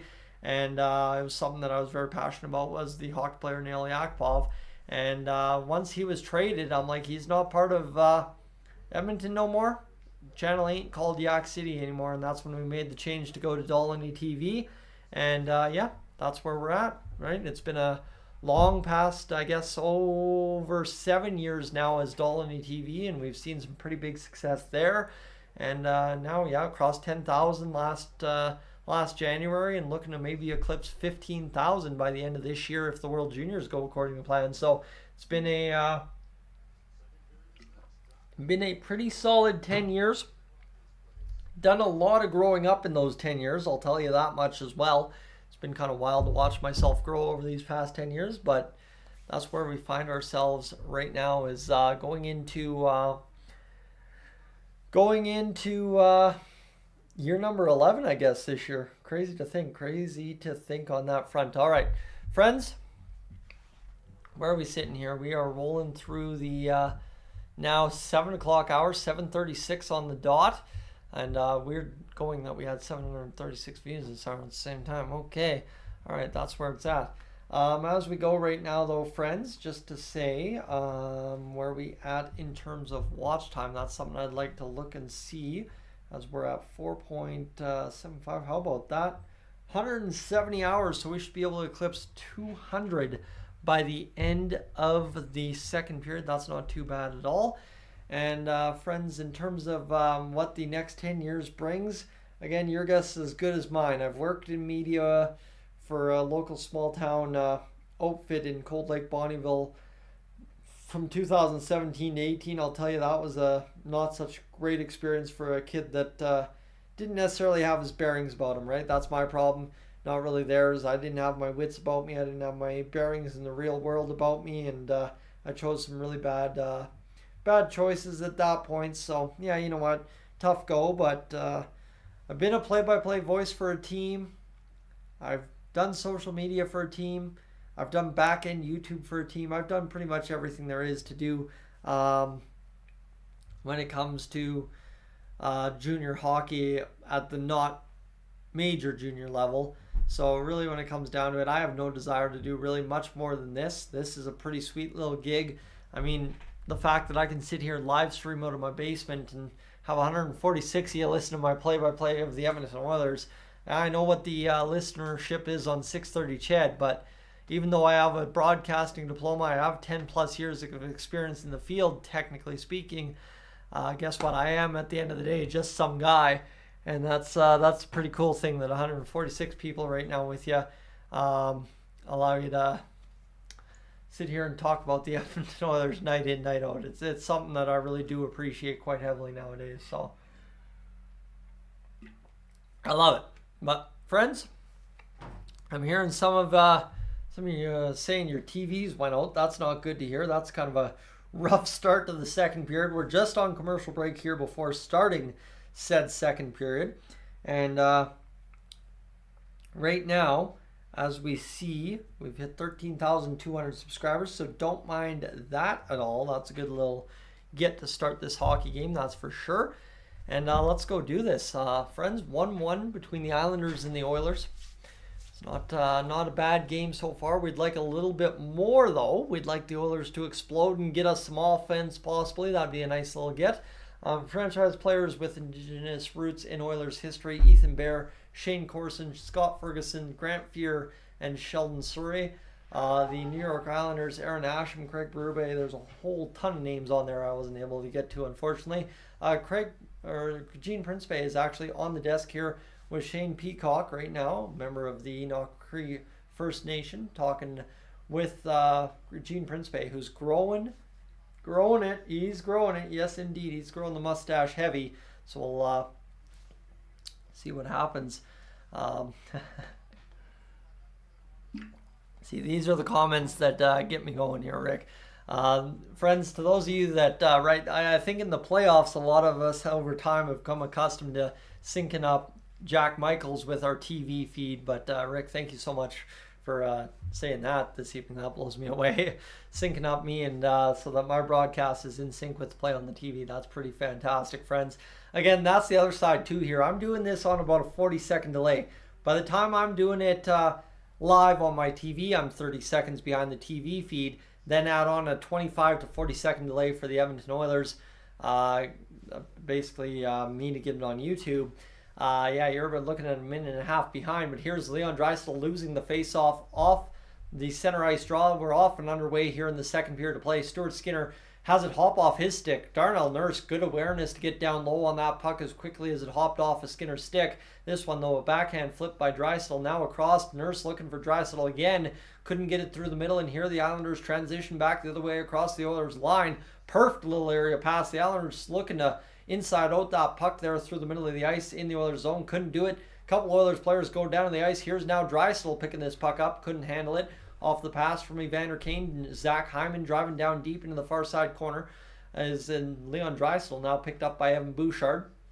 Near side shot comes to Matthias Ekholm. Kane keeps it in, fires it off the pads of Sorokin. Picked up now by Draisaitl again, who's buzzing. Here's Kane picking a corner up off the bar and out of play. My goodness, what a shot there from Evander Kane. He loaded it up, had all day to think about it, but couldn't fire it under the bar. And there's that inside out play there from the Islanders again. They forced it to the far side, then tried to drop it back, but just a weird little play, couldn't do it. And Evander Kane had all the room to tuck it under the bar and missed it by about 3 inches, tucking it under the red stripe at the top of the net. 19:08 to go here in the second period. Ekholm forcing the face-off win back in the low part of the Islanders zone.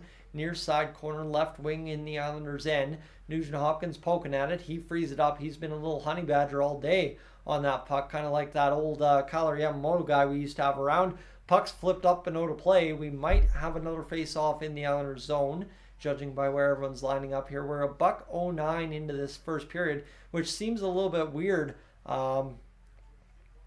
because that first period didn't move very quick at all, and now we've already wasted a minute 09 into this start. Here's McDavid taking a face-off on the draw. Haven't seen much of that to start this hockey game. He'll take the draw now. Again, it's Matt Barzal. Same draft year, and Connor McDavid wins it back to Nugent Hopkins. Here's Matthias Ekholm. He'll fire a shot on net, blockered up and out of play. And okay, here come the whistles for the Edmonton Oilers and the New York Islanders. I want to keep saying the Rangers because it's so tradition to say the New York Rangers. Again, maybe a factor that I wasn't born before the 80 dynasties, but Sitting on the bench there, one of the Islanders goaltenders looking on, kind of figure out what's going on here as we have another face-off to the right of Sorokin in the Islanders' end. Pajot standing there with Connor McDavid, waiting for the linesman. The puck about to be dropped and still waiting. And now it looks like we'll reset this face-off. Connor McDavid doesn't get kicked out of the face-off, and this one's going to be tipped back by the Islanders. They'll fire up along the boards and get on out of the zone all the way down. Pajot picks it up. Shot fired wide of the net by the Islanders on the pass to the middle. Connor McDavid breaking free. Here's the legs that we're used to. He's getting in stride, though the Oilers chose to go to Mattias Ekholm to pump in the puck. The Islanders with a -15 goal differential in second, third, and overtime this season. This one's being dumped off the Oilers players into the Oilers end by the Islanders. Battle off the end boards. Couldn't make it happen, and here come the Oilers back the other way. Connor McDavid in stride, trying to get past the Islanders defense. Can't do it. Evan Bouchard's going to pick up this puck. He'll roll in from behind his own net. And now this one a pass where two Oilers come colliding with the puck. Ryan McLeod somehow came up with it. And now the Islanders still under duress. McLeod doesn't take a penalty. What a shot from Foegele. And the puck goes wide of the net. But there's the official on the far side of the ice. And he has called Ryan McLeod for a penalty right there. 17:52 to go in this second period of play. And that would explain, I thought for sure that was a penalty as McLeod kind of grabbed up high on the Islanders player as he was falling down and hauled Holmstrom down, clipped him on the other side with a hook for the what-for, and Warren Foegele, a good shot. If that had been clean, I think there would have been a little bit more on it. So, all right, we are going to have a face-off in the Oilers' end. The Islanders win it. They're going to load up the shot, tipped on net there again by the Islanders. Nelson with the original shot. Near side pass to Barzell. He's skating on down low. Tipped off the stick of an Oiler back to the blue line. Dobson sets it up. Both Dobson and Bouchard running their team's full-time first unit nowadays. Despite being drafted one position away from each other. Here's now the pass to Barzell. Barzell looking down low. He'll try to chip it back to the blue line. Islanders able to keep it in. Nelson leant down and picked it up with the glove. Here's Barzell near side, passing it back to Dobson. Dobson from the high point over to Nelson. The shot fired, goes wide of the net, and it will exit the zone here as this one comes back down low to Ilya Sorokin. Dobson will pick this one up. 17:02 to go in this second period of play. Picked up now by the Islanders again after a pass kind of got tipped off the stick by Evander Kane. Barzell carrying right through the middle all the way down to Stuart Skinner. Hauled down there is one of the Islanders players. That's Barzell. Paul Mallory comes in to check on him, and then Ekholm gives him the what-for with the shove. You like to see it. 16:54 to go here in the second period. 1:02 remaining on the power play. As that will be Barzell. Again, a nice little pass there, but that's Derek Ryan interrupting that play. Kind of getting a little bit more aggressive on the penalty kill there. Not sitting back as much and doing a little disruption. Never a bad time. 16:54 to go in this second period of play. Still a 1-1 score. That's nice to see. And the Oilers moving the clock along despite there being a penalty on the board. That's not a bad thing either. As here's Kane whiffing on the puck clear. Nice keep in there by Wahlstrom. Weird bounce allows Vinny Desharnais to seal his man along the boards. And now it's Ekholm and Desharnais trying to swim this puck out. The Oilers do it with the support of the forwards all the way down the length of the ice. Sorokin can't touch it. So the Islanders forced to come all the way back. 4 men back in their own zone. This is going to come back up the boards. Wahlstrom fires it in. 33 seconds remain on the power play. Back to the point. Tipped down low. The Islanders far side looking back to the point again. The Oilers doing a good job clogging up the middle, clogging up the center of the ice in their own zone. And the Islanders keeping it pretty much to the outside here. We saw in the pregame a little bit about how the Oilers had that happening to them. And how about that? A good block and immediately a clear for the Edmonton Oilers down the length of the ice. And now the Islanders will roll it back into the offensive zone. The Oilers, though, have successfully, despite a brief extra moment on my part getting ahead of myself, killed that penalty. And here comes Ryan McLeod right out of the box trying to get it ahead. Zach Hyman on the back check, though, as the puck reversed the other way somehow by accident. And this one comes back now for the Islanders. Shot fired to the far side. picked up by the Islanders again as they will roll around the zone. Bouchard tipped it down right onto the tape of Barzal. He'll spin around the near side corner, backhand to the far side point. Shot comes in, blocked in front. I don't know where that puck went. The referee says it went out of play, and we have a stoppage in play with 15:24 to go. Seems like this period's moved a little faster than that first 5 minutes last period. And a nice nifty backhand right to the tape by Draisaitl to get that Evander Kane clear. Nurse with a good little shin pad kick out, right? See, good things happen when you stay on your feet. You're able to kick it out and keep skating. 15:24 to go. The Islanders got a ton of shots on that power play, though. 13-8. They've come out of the gate here in the first 4.5 in this second period. Here's James Hamlin in the face-off dot. The Islanders with 10 block shots. The Oilers with 6 block shots so far. Here's Vinny Desharnais, 15:20 to go in this second period. Played ahead. Raphael Lavoie tips it around. Can't seem to get it fully into possession in the offensive end. So the Islanders start back. Tipped off their stick. Here's Ekholm. He'll bat it off the boards almost right lateral to himself. But instead, Derek Ryan picks up and everybody tangles along the near side boards in front of the Oilers penalty box. Or Islanders penalty box. Really not sure how that one works. And this is going to be tipped back the other way. Here's Cal Clutterbuck fighting it back and fired down the length of the ice. Coming back now is Vinny Desharnais on the back check. Picking it up, trying to do his best. Here's Ekholm playing it up off the boards and chipping it to Noah Dobson. So back and forth we go, end to end, but nothing being solved. Not a bad defensive structure here from the Oilers. That one, a good back check again from McDavid. He loses the battle. Chip in front there for one of the Islanders players goes wide. But McDavid right down low, sealing off the attacker. And again, coming up with a big defensive effort in his own zone. That's been the biggest improvement out of him this game. Draisaitl, while just seeing a goal, is huge. Here's Nugent-Hopkins firing it down low into the Islanders' end. He's going to again take that Zach Hyman-esque route to the puck where he initiates contact and tries to free it up after the fact. 14:04 to go here in the second period. The Islanders again cross the Oilers' line. Battled off the stick of Nelson by Ceci, and then the puck kind of bounced once too. And now here's Connor McDavid in flight. He's got the puck. Perfect pickup, swimming around the defender. He'll play it down low to Nugent-Hopkins, who drives backhand behind the net. Picked up now by Gagner, who deflects along the boards. Nice seal by Cody Ceci. In possession is Gagner. Now to Ryan McLeod, who's got Ryan Nugent-Hopkins down low. Picked up to Nurse. Nurse back to Nuge. Far side, half wall. Now this one comes back to McLeod, and they're just bouncing this one around the zone. Nice play by Nurse to deke around his defender back to the blue line and fire it back down low and all in one swing. And now winning the battle and fighting his way to the puck is Holloway. The Oilers have something cooking here. Here's Nurse the shot and the save made by Sorokin. But what a roll around the zone there from the Oilers. Winning battles, keeping the puck low, getting it back down low when it comes high. And Connor McDavid, good work there to allow Stuart Skinner to the big part of the net to make that save. And there you have it. That is huge for the Oilers. Friends, a quick check of the watch time here, friends, as I'm going to take a quick moment to just breathe it up. Breathe it up. My goodness, what a start. How about that? 204 right off the start. We like to see it. Okay, friends, here we go. What do we got now? We've got, we've got some information. Sidney Crosby and Connor McDavid on the same line. That short, for some reason, is doing well. 3 views this hour. Interesting note. And as we currently sit as well, I guess it's going to be another good hour here on the channel. We like to see that. Cole, welcome in. Glad to see you along the chat tonight. Late out there. Out east, I guess you could say. It's almost 10 o'clock, but again, in terms of hockey hours, that's not too late anymore.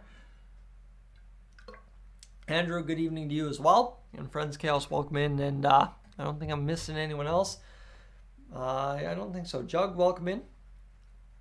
And yeah, I don't really think I'm missing Duck, welcome in. But yeah, that's where we're at, friends. We're just cruising along here through this TV timeout, I guess you could say.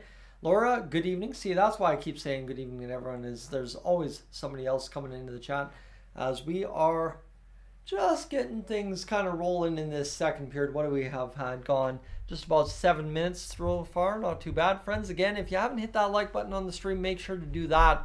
And if you haven't had that chance to hit that subscribe button as of yet, make sure to do that as well. that would be greatly appreciated. We crossed 13,202 tonight.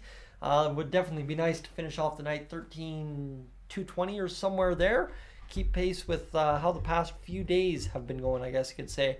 As here we go, major part of the game. As Draisaitl goes in on the attack, couldn't do it, and he's had some good looks. That's second chance there. Trying his best to get a job done for us tonight. He had that really good snipe, a classic shot from the right side. I think that once upon a time they said that was the Mark Messier shot. Is here we go, Barzal versus McLeod in the face-off dot. One back by Barzal, who's been in there for a couple draws tonight. And this one's going to be won by the Islanders out of the zone. The Oilers were crashing hard for it. Couldn't do it. 1 goal, +1 rating, and only 7:24 ice time for Leon Draisaitl so far to start this hockey game. Now Dylan Holloway on the nice recovery by the Oilers. Away with it. Here's McLeod. He's somewhat been buzzing tonight, to be honest with you. He's looked like he's made some crisp plays, gotten the puck to some good areas, just like he did there. And the Oilers behind the net now, and McLeod with that puck. He's got Fogle with him. Fogle will spin off the check. Play back down low to McLeod. Now go back to Fogle. We're all in that near side wall there in the Islanders zone. Nothing of substance happens. There was a lot of puck movement in a tight area with nothing much happening at all. And this one's coming over the line now into the Oilers zone. Dobson guides it into the near side corner. A nice soft dump trying to get the turnover. McLeod, though, not letting it happen. He dumps it along the wall, and the Oilers able to exit zone. Here's Kulak walking across the blue line. He'll fire it right along the boards and get it all the way down to the far side. Picked up now by the Oilers again on a hard-fought puck battle. Won by Zach Hyman, and he got it down to Evander Kane. Looking out front for Leon Draisaitl. Couldn't do it. 11:59 to go here in the second period. Matthias Ekholm chasing back into his own zone. This puck bounces right in front. Stuart Skinner gloves it up, makes the save. That's probably the most eventful thing that's happened in the Oilers' end since that McDavid sealed off his defender. But, man, what a bad bounce there for Ekholm and everybody involved. As Ekholm bounces it over to Bouchard, takes a weird hop off the stick, and then Stuart Skinner on the tap save is able to glove it right there as it goes up off his body and then into his glove, and he has to make sure he makes that save. That one was in tight, and you know those pucks usually bite the Oilers the other way. This one picked up now by Bouchard. He's got a little room to skate. He'll come near side to Ekholm, fire it in. This one around off of Hyman, actually. I thought it was fired in, but Hyman had cut it off. Tip play there for the Oilers. Draisaitl gets it onto the pad of Sorokin. Another dangerous play in front, but Sorokin's skate was tight up against the ice, and that allowed him to make the save on that one. Got the puck down right in behind the back of the pad there and made the save, and now we'll have a stoppage in play as one of the Cats just rattled the door. That's what I was wondering. 11:35 to go. I mean, the Islanders have 15 shots through halfway through this hockey game. Yeah, the Oilers only have 10, but you got to appreciate a little commitment to defense with Paul Coffey behind the bench. Nurse over to Ceci. He'll play it down low. This one comes back to the point for Connor McDavid, who rolls it back down low to Sam Gagner. The nice part is here, too, the Oilers are rolling 4 lines and keeping them together. It's been working, and a little consistency never hurt nobody. Here's Nurse, the shot on net. And how about that? A save for Sorokin, the 11th shot of the game for the Oilers. Another chest save for Sorokin. All right. Good opportunity there for Nurse. He had traffic in front. It just was Sam Gagner was on the wrong side to tip that puck. That was actually, I think he might have got a piece of it. He had the stick straight up and down. Good little play there by Gagner to keep the body in front as long as possible. We'll have the 4th line roll over the ice now. Here's Hamblin, Lavoie, and Derek Ryan. Hamblin will get to the face-off dot here and face off in just a brief second. Face-off's down. Again, the Islanders, though, just kind of that extra little scramble, get the job done. Oilers, though, a good defensive stick at their own blue line, able to keep that one from going south. And they're trying to go north, can't seem to do it. The Islanders flip it to an open area, skating into it. And what do we have here? Offside or a penalty? Paul Coffey on the blue line there. Or not the blue line, the bench, sorry. Looking good. There's the NHL League Champions banner. I don't think I've ever seen that at Rogers Place. Don't think I've looked hard enough at the banners over the years. Here we go. Paul Coffey looking on the blue line. Or bench. Ay. I'm going to butcher that the rest of the game as I say it every time. Something gets in my head and it just, that's the old squirrel in me, I'll tell you that much. Here's Draisaitl off the face-off. He loses it. Islanders soft chip again, trying to beat Nurse to the puck. He will, however, rim it around the near side boards. Picked up by Draisaitl. Burger flipper onto the tape of Cody Ceci. This one now picked up by Hyman. Shot up and out of play. A good-looking rush chance for the Oilers. Good block in the lane by the Islanders with a stick. And a big save right there for the Edmonton Oilers as 10:45 to go in this second period to play. Evander Kane doing his job out there on the ice so far tonight, creating space, getting some shots on net and doing his thing. So we'll see if the Oilers can open him up for a goal this evening. Here's Nurse on the blue line, still out there. He's been on the ice for about a minute, I want to say. Hyman sees Draisaitl waved out. Draisaitl is going to skate back to the left side as Hyman pushes the face-off back, even though I think the Islanders kind of cleanly won that. He just kind of leaned on the centerman for the Islanders. Backhand off the boards for Nurse in his own end. Ceci will start away. Here's Draisaitl. Draisaitl chipping, soft chip. He knows he's got Hyman on his line. Nice little seal off of the boards there by Romanov. Though the Oilers win the battle, Draisaitl got it back to the blue line. Nurse with the puck from Ceci. Puck. Oh, they opened up the one-timer for Draisaitl and he fanned on it. But you don't often see that 5-on-5 look there for the Oilers. But Darnell Nurse from his days running the Oilers power play knew exactly what to do with it there. And the Islanders still can't seem to get this puck out as Hyman's now got the puck. And what do we got here is Draisaitl heading to the box. It looks like he is a little disgusted with the call himself. And good battle there for the Oilers and Islanders, but it looks like Draisaitl, I think, out of that whole pile might have taken a high sticking call. Yeah, it was kind of tough there for the Oilers. Just a really hard-fought battle along the boards. Didn't see exactly what happened. And the Oilers got that really good-looking chance as Nurse fired it across. Draisaitl just not fully with it. And here's...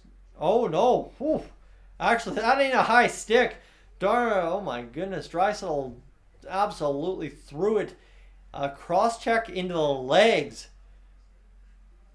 Cross-check into the legs of a player on the Islanders. That's a menacing blow from Mr. Leon Draisaitl. Interesting there, although we have a penalty for interference coming against the Islanders captain, Anders Lee. Interesting to note that one as well. Stupid penalty from Draisaitl is right, but again, that's one of those frustration penalties, and that's just wild to see as Lee takes out Derek Ryan and kind of grabbed up on him. Threw the pick and then grabbed up on his jersey a little bit, and that is enough nowadays to get an interference call off the face-off on a power play. They're looking for you to gain an advantage, and if you do that right off the draw, you're likely to get called. The Oilers have that happen a lot, and now we will have a face-off to the right of, you guessed it, Ilya Sorokin this time. Face-off win for Connor McDavid. We're going to turn this 4-on-4 onto a power play if Evan Bouchard didn't just turn over that puck. Pajot, though, just punches it out, and Bouchard regains almost immediately. Over to Ekholm on the 4-on-4, and here's Nugent Hopkins. Soft chip down low, but we're offside. Connor McDavid jumped in a little early, and we will have a stoppage of play in this one just a few minutes in, or a few seconds into the 4-on-4, 10 minutes in to the second period of play. All right. Hopefully, the Oilers can find their footing here in the second period. I don't mind it, right? You're tied 1-1. If you're tied 1-1 and you don't collapse, you still have a good chance to win the hockey game. If you're tied 1-1, you give up 4 straight goals, you're going to lose. But tonight, the Oilers keeping in it, hanging around, and obviously doing a very good job so far. So, you know what? Just keep rolling and maybe the results will come. Not too sure. See what happens here. I'm going to take a quick moment to make sure I catch up on my text. By the way, 230 hours on the stream. Absolutely wild.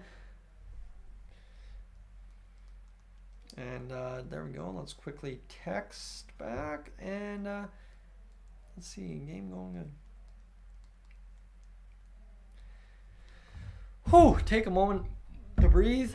Work out the air bubbles in the system, and let's take a brief moment there to double check how things are looking in the back end of the stream. Actually, I'm actually stunned, to be honest with you, at how the numbers on the stream are looking so far tonight, friends.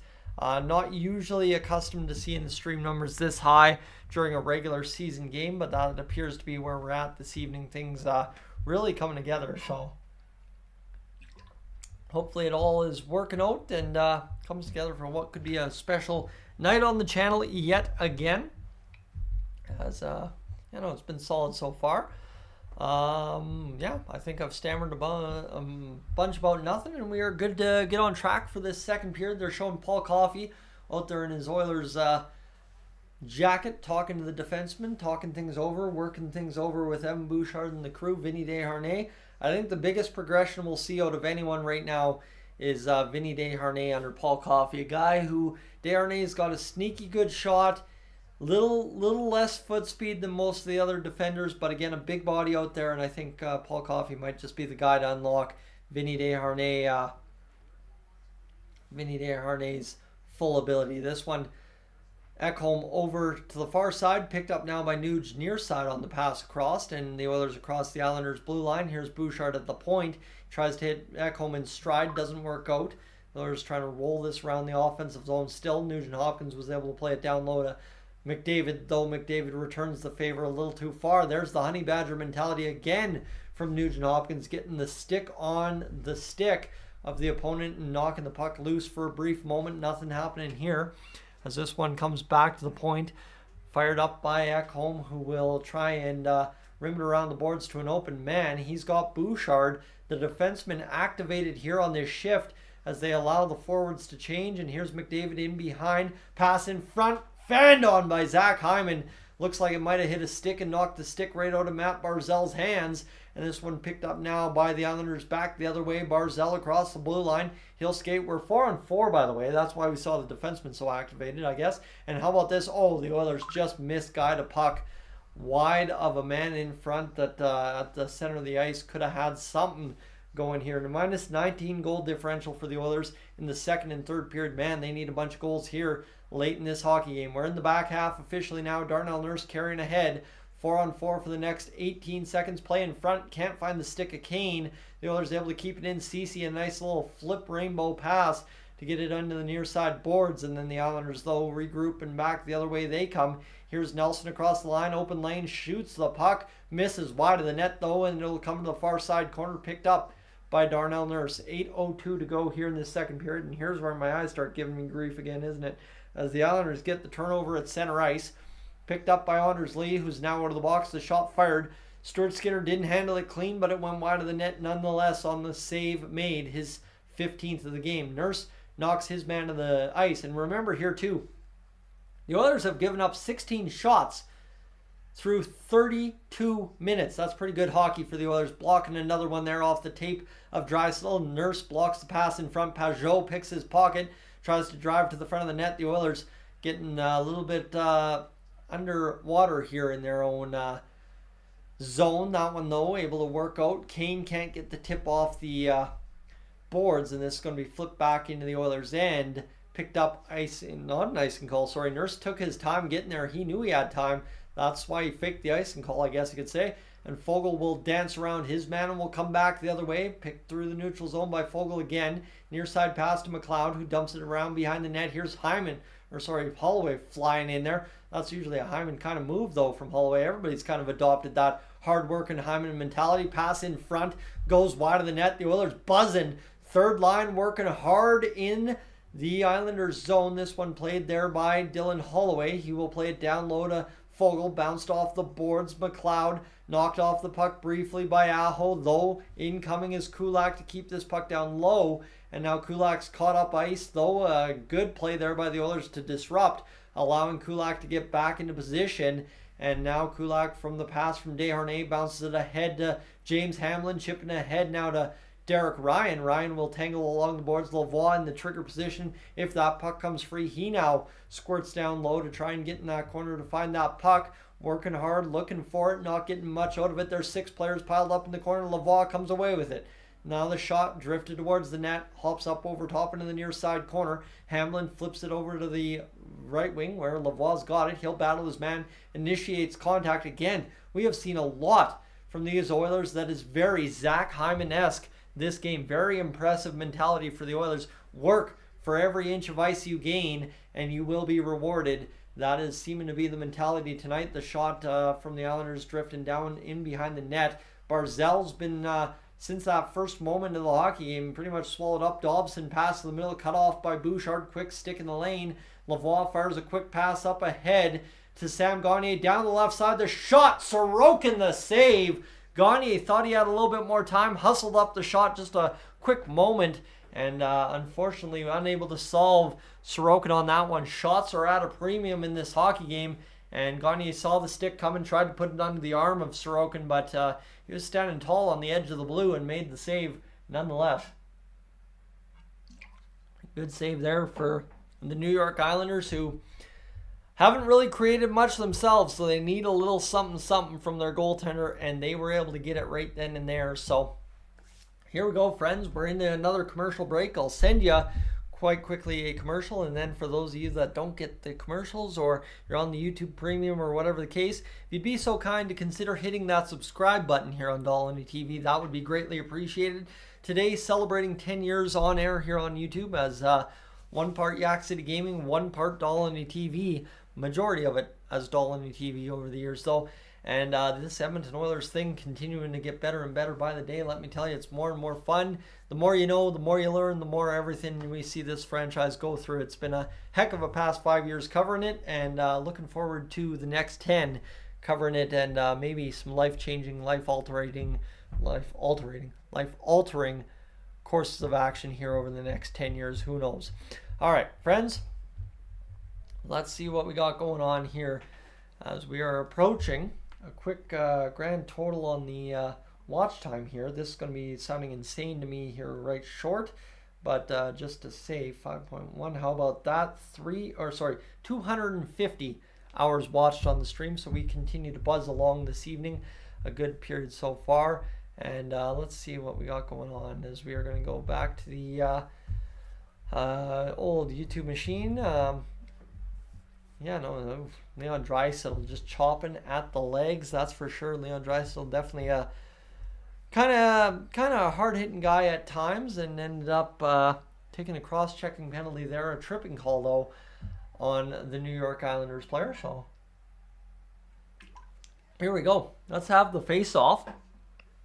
Dylan Holloway sporting a couple of little bruises, I guess you could say, cuts. I don't know, little red marks on his nose from his scrap Saturday against Vince Dunn, and well, a little spirited there. How about this? The Islanders, though, winning a battle. Anders Lee fires it off the backhand, but it looks like we've got something here, and all of a sudden, Darnell Nurse wants a piece of Anders Lee after the whistle blows. Nurse is in there, and Anders Lee's not afraid to throw the hands, man. We can tell you that much. Anders Lee has been a good old guy for the old hockeyfights.com boys. Part of Nation Network there. They love him because he loves to shed the gloves time to time. And here we go. Darnell Nurse was trying to get him engaged. Didn't like the shot after, I guess, the whistle had blown. And Lee's a guy, there's a reason he's the captain of the Islanders. He's a heart and soul guy. He's a hard-working guy. And obviously here's the play here from Lee. As looks like maybe it was a glove hand pass or something for the New York Islanders that stopped that play when Lee touched it. But he drove it. And Nurse gave him the old knuckles off the glove there once, twice into the visor. That's not a comfortable feeling, I can imagine. That visor ain't very forgiving if you catch it on the nose or the cheek or the side of the eye or whatever. So Nurse definitely giving Lee a little something to think about the next time he drives the puck after a whistle. Here's Nugent Hopkins against Pajot in the face-off dot. Face-off is scrambled up here, and the Islanders able to win it. Again, the Oilers bury a man from behind. This time it's Lee getting buried by Ekholm. Love to see this. The guys leaning on their guys. That's awesome. As here's Nugent Hopkins to Ekholm, up and out, and here's Gagner playing it back to Evan Bouchard, who skates soundly across the Oilers' offensive blue line. Good little play there, and Bouchard still has it. He'll tip it down low to McDavid, who goes right in behind to Gagner. Gagner looking to walk out, tries a little area pass, flips it right up over to the tape of Bouchard, near side to Ekholm. Ekholm fires the shot on. Big kick save there by Pelech, not even by Sorokin, kind of reminiscent of that Darnell Nurse kick save earlier in the period. This one comes near side now to Gagner. Gagner across the blue line. He'll spin back to the high point and spin now the puck in behind the net to Draisaitl, who helps it on over to Kane. I believe that is Kane, gets it to the blue line now near side Nurse, as the Oilers just continue to move the puck around, although Draisaitl overhandles the puck and then just had to leave it to an area that wouldn't hurt him. And here it is on the tape to Skinner, in behind a Nurse. Nurse will look over to Ceci. Ceci gets pushed off the puck. The Islanders back in front. Shot fired. Missing wide is, I believe, Palmieri or somebody in front. That was a good look and probably the best chance of the period for the New York Islanders, and they fired it wide. Skinner was stunned and would have gave up the goal if it was on net. This one shot now into the near side corner in the Oilers' end. Islanders far side have the puck. They're looking to walk it in. Nice shoulder save for Skinner. Wraparound opportunity, just not there. Block in front again off the shin pad of Kane. Comes out of the zone, picked up by the Islanders at their own blue line. Minor bobble. A nice little fire right into the middle of the ice, though, and the Islanders are back into the Oilers' end. Here's the shot from Nelson, right up off the shoulder again of Stuart Skinner. The Oilers kind of submerged in their own end here over the past 45-ish seconds. Ceci getting wrapped up by an Islanders defender. Kane looking to make a pass to get out. He's got Draisaitl looking to pass it off the shin pads of somebody. And how about Hyman getting leaned on here, keeping the puck alive? And this will be fired around the boards by Kane. And it looks like it goes up and out of play off a bounce off the glass and up and out. So interesting there. So that was a rapid cycle sequence in the Oilers zone. They just couldn't seem to exit cleanly, and they come up with some pucks on their tape. But Stuart Skinner standing tall there, making a couple saves. 18 shots now for the Islanders through just over 38 minutes of hockey, or just under 38 minutes of hockey. And this a face-off win for the Oilers. Missing Brett Kulak wide was Vinny Desharnais at the Islanders' blue line. Though Kulak regathers and is able to fire it down low. And here come the Islanders back the other way, chipped up along the boards. And this is going to come all the way to Stuart Skinner, who's out to play the puck. Nice, quick pass to the near side boards. Ryan McLeod in flight on the tip from of course, who was that? That was Vinny Desharnais. Lost my train of thought. Fogle, though, staples his man. He just eliminated him. And looks like we're going to have a stoppage in play, as Scott Mayfield just got hammered in the near side corner by Warren Fogle. Fogle came in and hit him heavy, and that was an interesting hit there. And Mayfield's talking it over, saying, how's there not a call there? He's got a little red mark up on his high eye side cheek there, and that was a big hit there from Fogle, who saw him, stapled him. Mayfield turned his shoulders at the last second, I'll tell you that much. That's tough. As Mayfield goes in to play that puck, he goes to brief himself for contact and kind of just opens into the boards a little bit and smacks his head off the glass. Tough go there. You like to see Fogle not penalized for that, but you don't like to see that for Mayfield, who's going to have the kind of bruised up area kind of swolled down a little bit. It's a little red there, I'll tell you that much. As we are going to have the face-off in the Islanders zone, I do believe. Warren Fogle will see Connor McDavid, Ryan Nugent-Hopkins, and Sam Gagner hop over the boards. And here's Ryan Nugent-Hopkins with another chance to get on Matt Barzal. It's been a big matchup, these two guys going at it throughout this game, whether it be in the face-off dot or whether it be during just regular regulation play. But here we are. All right. There we go. Patrick sending me the inside sources here. 1:52 to go in this second period play. The Islanders just playing pitch and catch in their own zone, trying to work this puck ahead. They will do that there. And across the line, the shot fired on Skinner. He will roll on top of it, make the save. $1:41 to go. Bo Horvat turned aside for the Islanders. And we will have the stoppage in play to the face-off to the right of Stuart Skinner. And you look at this one here. Dylan Holloway, ooh, that might have what happened there. He shook himself up into the boards. I was wondering why Nugent-Hopkins was out there with McLeod and Holloway, McLeod and Fogle, and it's because Holloway went hard into the boards, picking an edge. And, well, $1:41 to go here in the second period. I guess no better time for it. Maybe one or two shifts left for that line in this second period, and then Holloway has all third period to get back up and going. So, Yeah, no, it was Dylan Holloway taking a spill into the boards. Holloway had 1 goal in 11 minutes of penalties against the Seattle Kraken on Saturday. He was going hard that game. This is going to be picked up off the face-off by Ceci. He'll flip back to the blue line. The Oilers chop this puck. The Islanders, though, across the Oiler blue line again. Well, they're looking for it. Edmonton's trying to get back on defense. The Islanders kind of transition that rather quickly. Engvall's going to slap one on net. It bounces right up off the skates of Palmieri or someone. Engvall takes a seat on a hit, and this hits the back of Leon Draisaitl. He's offside, and the Oilers, instead of allowing any danger to happen here, will take the offside and touch it up. So, good to see. 1:16 to go in this second period of play. Engvall, though, loads that up. It goes off of the boots of both Palmieri and Ceci, and then takes a weird bounce, I think, off the paddle of Skinner there, and hops up and into the middle of the ice, and the Oilers able to clear it out. So that was huge, and we'll have the face-off now to the left of Stuart Skinner again. The block shots remain 15-9 for the Islanders. So the Oilers only 12 shots so far through this hockey game, only 4 in this period. But you'd like to see, obviously, more shots and more offensive draw to their game here against the Islanders. The Islanders, though, always known as a stingy defensive team over the years. So tough go there. Obviously, you'd like to break through at some point, and the Oilers just need one at this point. You want to grind out a 2-1 win, that's going to go a long way. And, you know, if Connor McDavid wants to win in overtime, that'd be a beautiful one. I don't know. I don't care really. I like storylines, fairy tale stuff. This one shot down by the Islanders into the far side corner. No high stick there ruled. Bouchard kind of hugs his man. I didn't know you're allowed to do that behind the net. 4-man support behind the net. Good work there for the Oilers. Ekholm plays it ahead to McLeod. He's across the blue line, charging in on the attack. Can't find this puck. Shot fired towards. And how about that? Sorokin will swallow up the puck, make the save. 13th shot of the game for the Oilers. Not a good one, but still a shot nonetheless. 30.5 on the clock for the Oilers in this second period. McLeod not impressed. There was his final shift of the period, by the way. So tough go there for Ryan McLeod and the boys, but they'll be fine.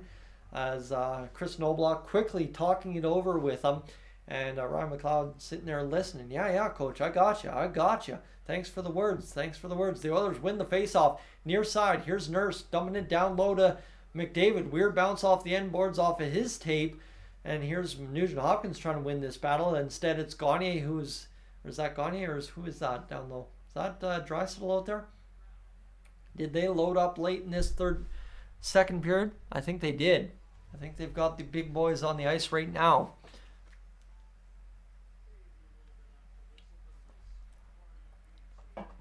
All right, here we go. 15-13 to go in this second period. It is Draisaitl on the ice. They're going to give the big boys the last shift. Of course, that's something that's fine, right? As long as you're not playing them consistently together. Loading up at the end of periods is completely fine by me. This one comes back the other way. 4 seconds to go. Draisaitl leading across over to McDavid, trying to get the shot off, tipped off his stick. And the shots this period will end 20-14 after 2 periods of play. Friends, I'm going to quickly go upstairs and run upstairs, refill the water bottle, and get going with some intermission eats. But I will be right back. Friends, if you're not done this yet, definitely do this. Hit the subscribe button. I'll be back with numbers and thank yous in a moment.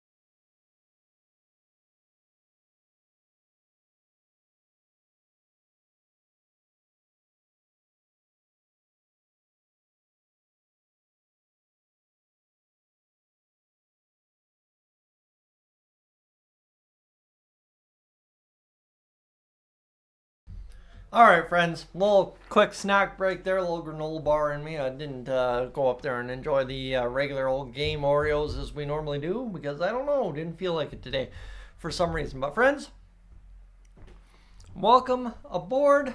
It's been a good first 2 periods of play for the Edmonton Oilers so far, I guess you could say.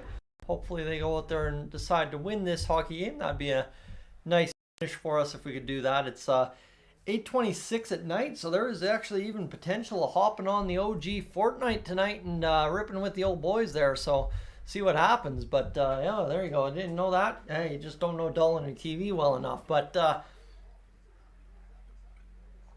friends, welcome aboard. Donald, I don't think I caught you. As you as well, and Roger, good evening as well. And Brahms, welcome in. Stoney, I don't think I caught you earlier, but hey, you know what? You know you're always going to get the mention here. That's for sure. Stoney is definitely one of a long-time original around here. As I think we have a lot of originals from early last season, but there's a lot of originals. Like Tim's been here since 2018. Tim's been here since the start of this whole mess, let me tell you. And yeah, Liz, no crumbs. Well, let me tell you. Yeah, those granola bars, they go down pretty quick. I'm not even sure I chew them, to be honest with you. Friends, we're also 93 likes. We're 7 away from 100. There's about 132 of you in here. I'm sure there's 7 of you that haven't hit that button as of yet. If you'd be able to do that, that would be greatly appreciated. And with that, there really isn't much else to say about this second period. We can recap the scoring, I guess you could say. We could also recap the ice time. How about this? Look at this right here. Connor McDavid is at 12 minutes and 58 seconds, so 6.5 minutes of ice time per period. He is literally on pace to play less than 20 tonight. That's absolutely amazing. You look at the defense as well. Desharnais played 10:55. Bouchard's played 14:52. 15:01 for Cody Ceci. Darnell Nurse played 14:42. At the end of the day, you look at this, friends. It is absolutely fantastic to see the effort put forward by the Edmonton Oilers. This is I mean, you got this effort every single night this season. You're probably, right, this game 14, you're probably 9-5 at worst. If you're going to lose 50-50 games, then yeah, you're 9-5. So pretty incredible to see what the Oilers are capable of when they decide to show up. And I just hopefully it keeps going here the rest of the way home in this game. Stuart Skinner, right, you get goaltending. That changes everything itself. Well, how about that? 952 save percentage, 20 saves so far tonight. You'd love to see that. That's really going to help things in his column for sure tonight. Might have a better save percentage if things keep up by the end of the night over Jack Campbell, who's currently in the minors. Derek Ryan, 0 for 2 on the faceoff dot. Dylan Holloway's 0 for 1, but other than that, the Oilers are crushing the faceoff dot. Ryan Nugent-Hopkins is your worst at 40%. McLeod at 60. You've got Connor McDavid at 76.9. Zach Hyman 66.7, Draisaitl 7 for 7 for 50%, and you've got James Hamblin who's sitting there rocking away at 2-2 at 50% as well. So good go so far for the Edmonton Oilers. 21-13 the shots for the Islanders. Again, that's no big concern. The Oilers are out there running the body a bit too. 24 hits, 18 for the Islanders, 26 face-off wins for the Oilers, 21 for the Islanders. Both teams 0 for on the special teams in terms of power plays. Really no penalty minutes so far, 6 through this 2 periods of play. That's unusual. The Oilers, they got to clean up one thing. It's the giveaways. They've had 14 of them. But you think about this. This Oilers team's had 14 giveaways and they've gave up 1 goal. Oh, no way. That doesn't make sense. 5-4 the takeaways for the Oilers and 15-8 the block shots for the New York Islanders. So again, this game could be much different if the Oilers could get some shots through. Again, they've had some block shots themselves, so the Islanders probably saying the same thing. William, thank you for hitting both those buttons. Really do appreciate that. And yeah, no, for the Edmonton Oilers right now, it's been a good start to this hockey game. Good start to the Kris Knoblauch era, and hopefully we see something very productive coming from them the rest of the way home in this. In this third period. That's the big question, is will the Oilers' effort match the second and first in the third? Guess we'll find out here right now when it happens in a few brief moments from now. Okay, I disoriented myself. Give me a brief moment to think here. Where we at? Give me a moment. Watch time update is where we need to go to. And that is currently at 1, 2, 3. How about that? How about 304 hours? You love to see it. 304 hours. You don't mind that at all. That'll work for me quite dandy. That's going to be okay. I think we're fine. 304. That's a pretty solid little day. I'll tell you that. 300 hours watched any day of the year on YouTube. That's a good time. So the fact that we crushed that just alone in today's stream, pretty happy for that. Again, today, friends, it is the 10th anniversary stream, I guess you could say. Didn't really build it up as such, but to make mention one more time, thank you for hitting 100 likes, by the way. For those of you watching back home that don't really know kind of me behind the scenes, one thing I've always been passionate about is youth hockey, minor hockey, junior hockey, kind of that out of the way, nobody really watches, nobody gets to see it back home. If they don't go to the game, they don't get to see anything from it. Well, the RMA Renegades, this year I have Buddy's kid playing on that team, couple Buddy's kids now. I've made some friends on the team. And basically the story goes is at the U13 level for the RMA division, you're able to get your team sponsored for jerseys. And that's kind of how this creation came about. Is I was able to step up thanks to all of you back home that tuned in during the playoffs. That's basically where that whole thing came in, right? Everybody donating during the playoffs, all the watch minutes, all that added up to I could really go out there and do something special this year for a youth hockey team, something I've always dreamt of personally. And well, it resulted in this jersey. Again, friends, if you're not familiar with the Flames design on the bottom here, that comes straight from the Columbus Heat Nasher inspired jersey. Then you've got the shoulders, which was just kind of more so formatting with how the custom jerseys were last year. The RMA Renegades logo, obviously front and center. And then you flip down here, and on the back of the jersey, down low, you've got the Dolynny TV sponsor line, which of course, right, if I'm sponsoring a jersey, I'm going to get that out there.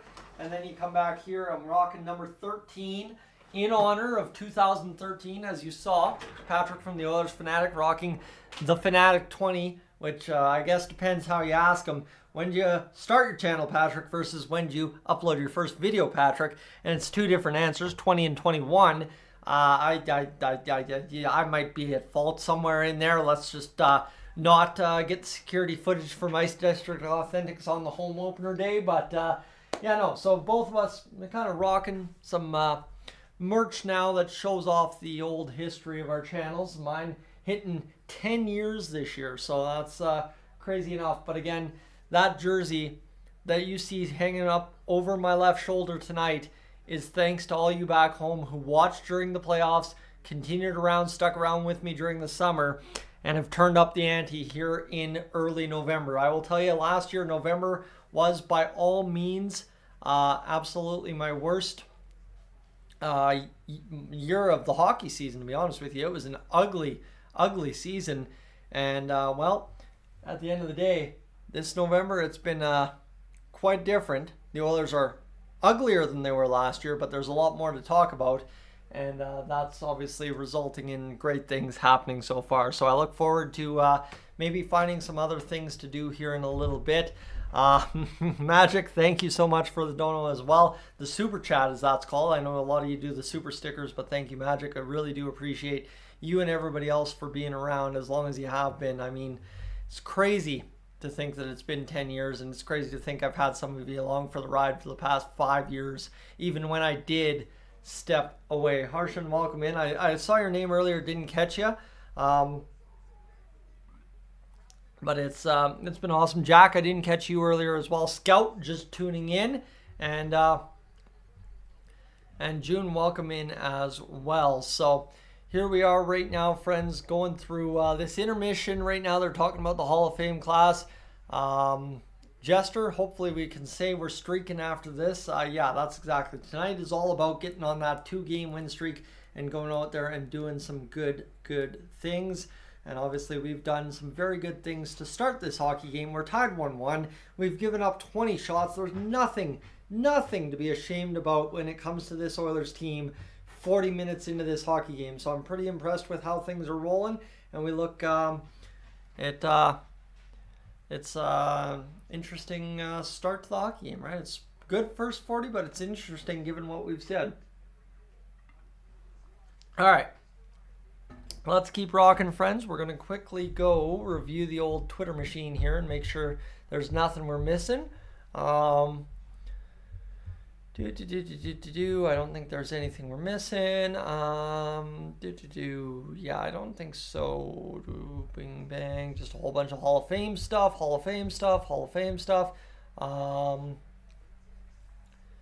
Ding, ding, ding, ding, ding, ding. Nothing here. A whole bunch of baseball news. There's Zach Hyman looking good. Yeah, no, this Islanders game, I guess, as well. You know, the New York Islanders are usually a boring team to watch. That's kind of their old age-old adage. But again, tonight the Oilers have made it interesting at times.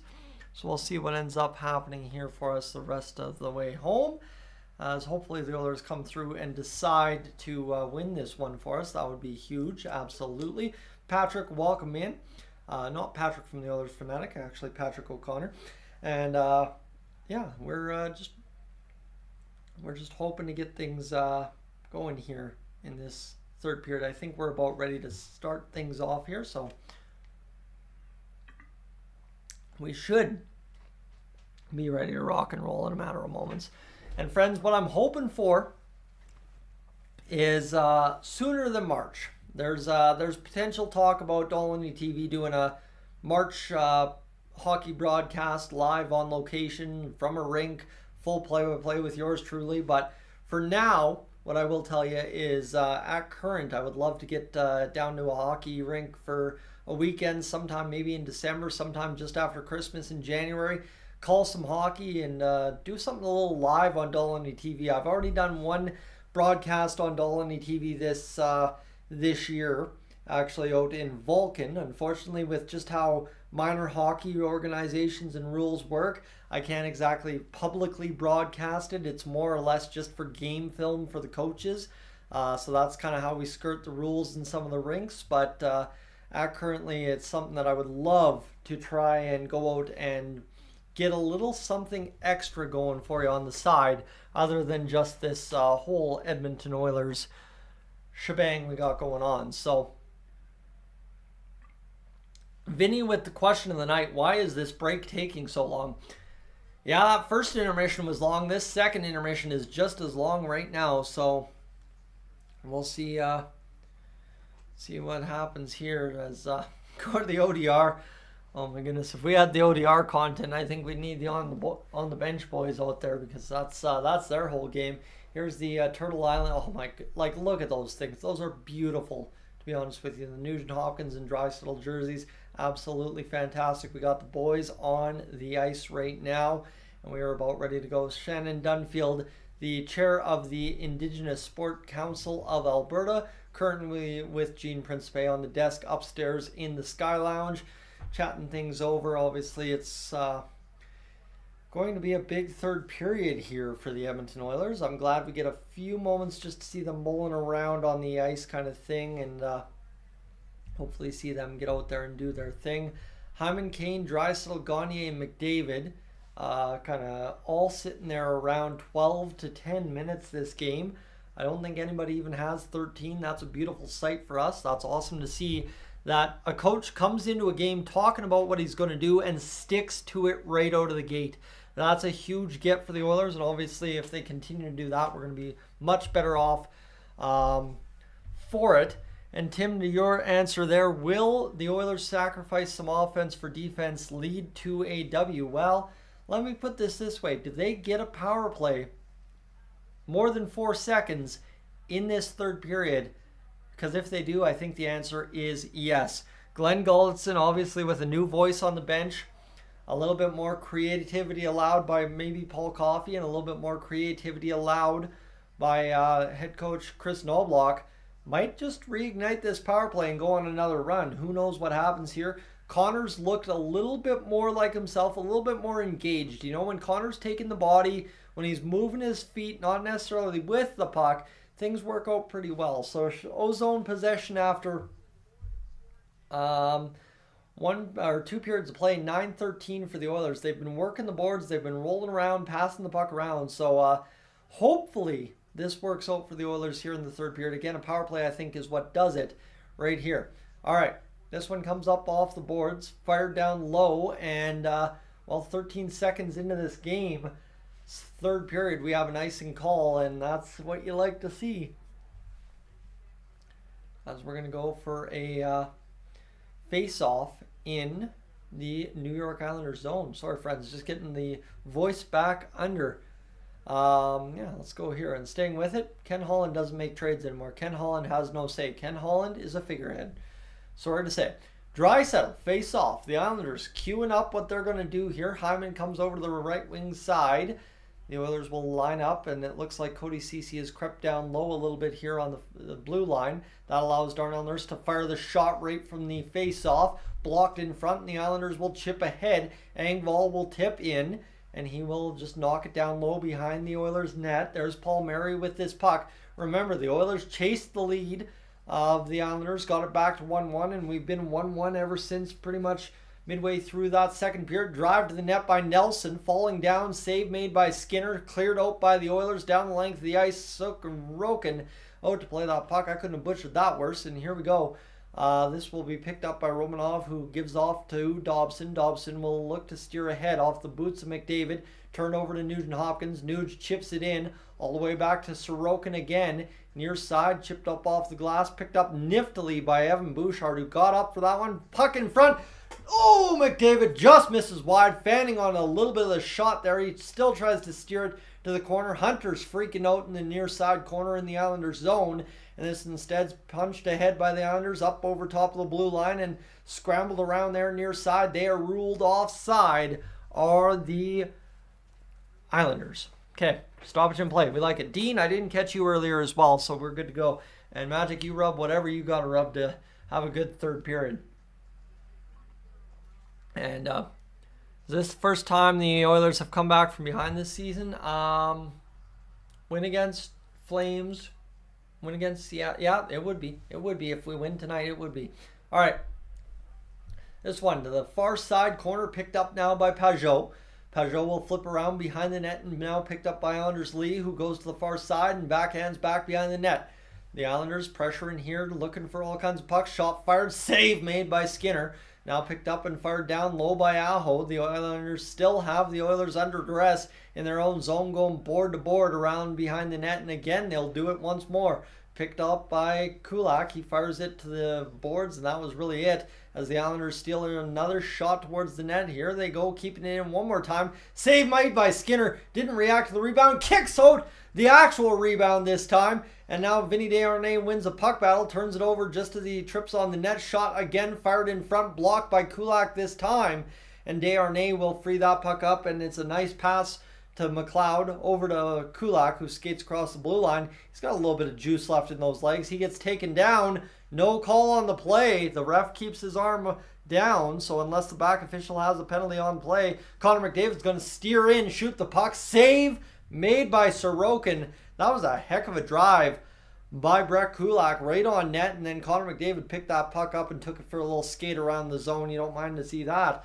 And this is good little work there by the Islanders to keep it in, and a couple of dangerous chances. Wallstrom off the pads of Skinner, and then he has to fight back over. And here's McDavid opening up a lane, firing it short side on Sorokin. Pad save made, and now McDavid out there with Lavoie and Hamblin getting that extra shift because we are currently down Dylan Holloway.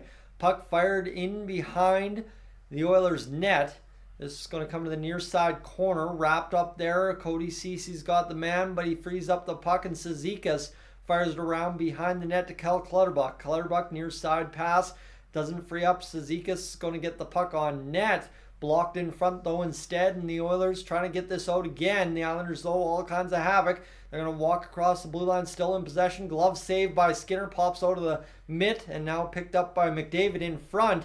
He'll give off to, I believe, Cody Ceci, who's going to fire this far side corner in the Islanders zone. James Hamblin, who again, you know exactly what you're going to get out of. Max effort every time he's on the ice.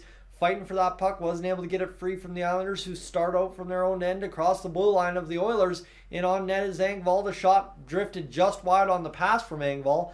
And this one again cut off at the blue line. Oof, the Oilers getting sloppy here. They're run down in their own zone a little bit, and this is going to be chopped again. Picked up though by the Oilers in the middle of the ice, and they're going to start out as that's a good swim around the defender by Kane, all the way down on Dobson in behind the net of Sorokin.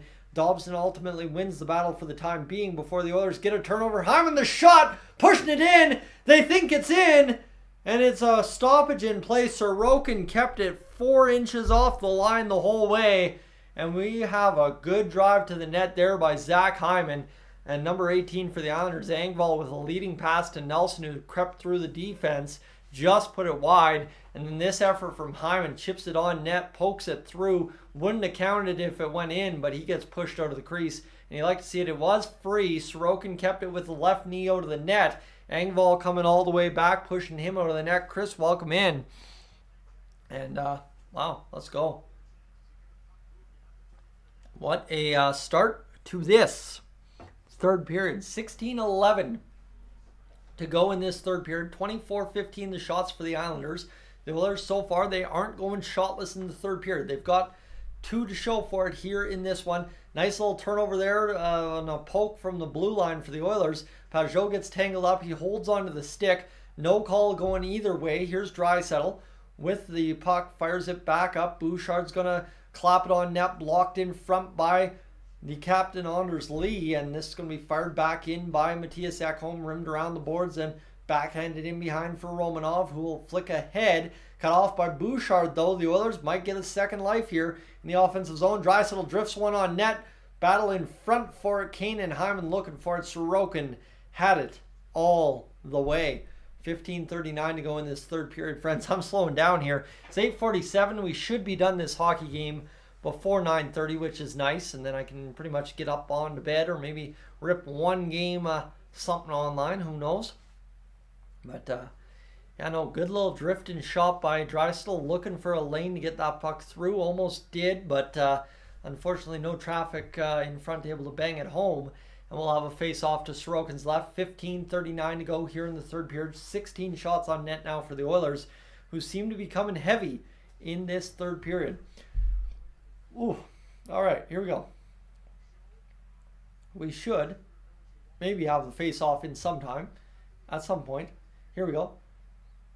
McLeod wins that face-off. McLeod will play it down low to, who's that at the side of the net? How about Ryan? Ryan freed that puck up. Here's Kulak. Kulak standing on the line. McLeod fires the puck. It's blocked in front. And now here comes Horvat the other way across to Barzal. Barzal walks in, spins off the defender Vinny Desharnais not once but twice. Back to the blue line. The shot from Pelech drifts up over top of the net, near side boards. Desharnais, a nice pass. It doesn't exit the zone. Now a nice pass there. And we got a breakaway partial for Ryan McLeod. McLeod from the center of the ice, right in the slot, bouncing puck in front. All kinds of confusion in the Islanders' end. They are able to come up with it, however. Horvat right across the blue line. And Stuart Skinner went to backhand that puck ahead. Decided to sit on it and take the face off. That was a wild sequence. McLeod looked like he was on a breakaway on the camera angle. And then there was a man back. He cut to the middle, opened up some ice, fired the shot. It went up over top of the net and then bounced right off the top of the net and almost into the back of the net on Sorokin. A good-looking shot there from McLeod, who's shooting a little bit more recently. And Pelech with the glove saved to knock it free. And the Islanders were able to do pretty well, as this one will be in behind for Darnell Nurse. Nurse will play it up off the boards. The Islanders able to cut it off there. 14:43 played by along the boards. Ceci will backhand this one off to Darnell Nurse. Rimmed around the boards. Picked up by Kulak. Back the other way. McDavid plays the puck over to Nurse. Nurse across the blue line. Stops up. Rips a shot off the pads. Backhanded by Gagne. Now McDavid coming flying in after that puck. He's got it tipped back to the blue line before it's cut off. And then the Islanders fail to get it out. Now picked up by Nugent Hopkins, spins off the defender. He will look back down low along the boards.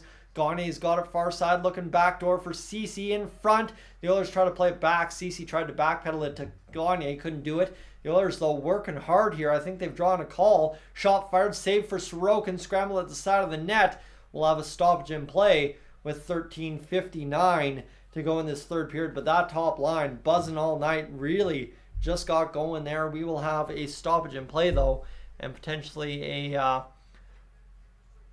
potentially a TV timeout. So I'm going to give you a quick commercial and leave you on the subscribe ad for just a brief moment, friends. I'll be right back.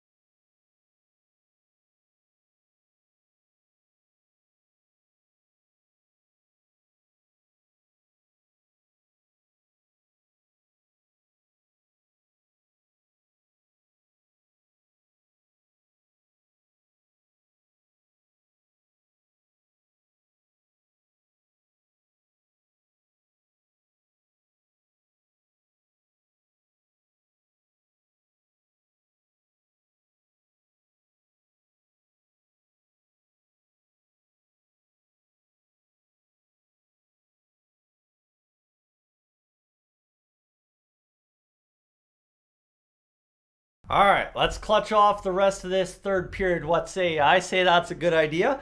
I think we can do that, can't we? Yeah, it's 8:52. 13:59 to go. I think we're good and dandy, friends. Should be good for good to go for this third period of play, I'd say. And hopefully the Oilers can find a way to end this one rather quick. Carson, welcome in. Christine, welcome in as well. As we are, let's do this. Let's get going here in this third period of play. Louis DeBrusque, Jack Michaels doing their thing here on the play-by-play and commentary of this hockey game. Hopefully see something happen here. This is going to be Draisaitl knocking down Cizikas off the face-off. It was a scrambled up situation. Here we go. Gillis TV making his appearance in the chat. You wonder where at times like this, Patrick and Toff are, when we could have all three. Oh, possibly all four. We could have Clem in here too, creating chaos. Thankfully, we'll keep Clem to the reserve bench tonight, and we'll talk to him post game. This one picked up by Clutterbuck right now. Shot fired off the side of the net. Nice play to recover by Ekholm. Draisaitl, weird pass, almost works out, and then instead it tips off an Islanders sticking out of the zone, which still somewhat works out. Picked up by the Oilers in their own end. The Energizer Bunny's too big on my screen to see where the puck is. Ice time leaders. Ekholm's played 17 minutes and 35 seconds. He's currently going toe-to-toe with Noah Dobson. Shot fired there to the middle by Evander Kane. Couldn't do it, and this one picked up by Pajot. Fired down into the far side corner. Bouchard rides Anders Lee hard into the boards, and this one is instead going to be now picked up by Ekholm over to Hyman. Hyman plays it up off the boards to Evander Kane. Kane looks to play it back. He takes two Islanders on. Hyman swiftly jumps into the fray to pick up that puck and get it to Draisaitl, who's at the far side point. Over to Vinny Desharnais near side. Shot from the near side. Again, we've seen some weird slap shots from the Oilers this season. But what a beauty there from Brett Kulak, just to pump that puck on net as quick as possible. And it was a good little work there from the Oilers' second unit to go out there and get this job rolling. So here we go.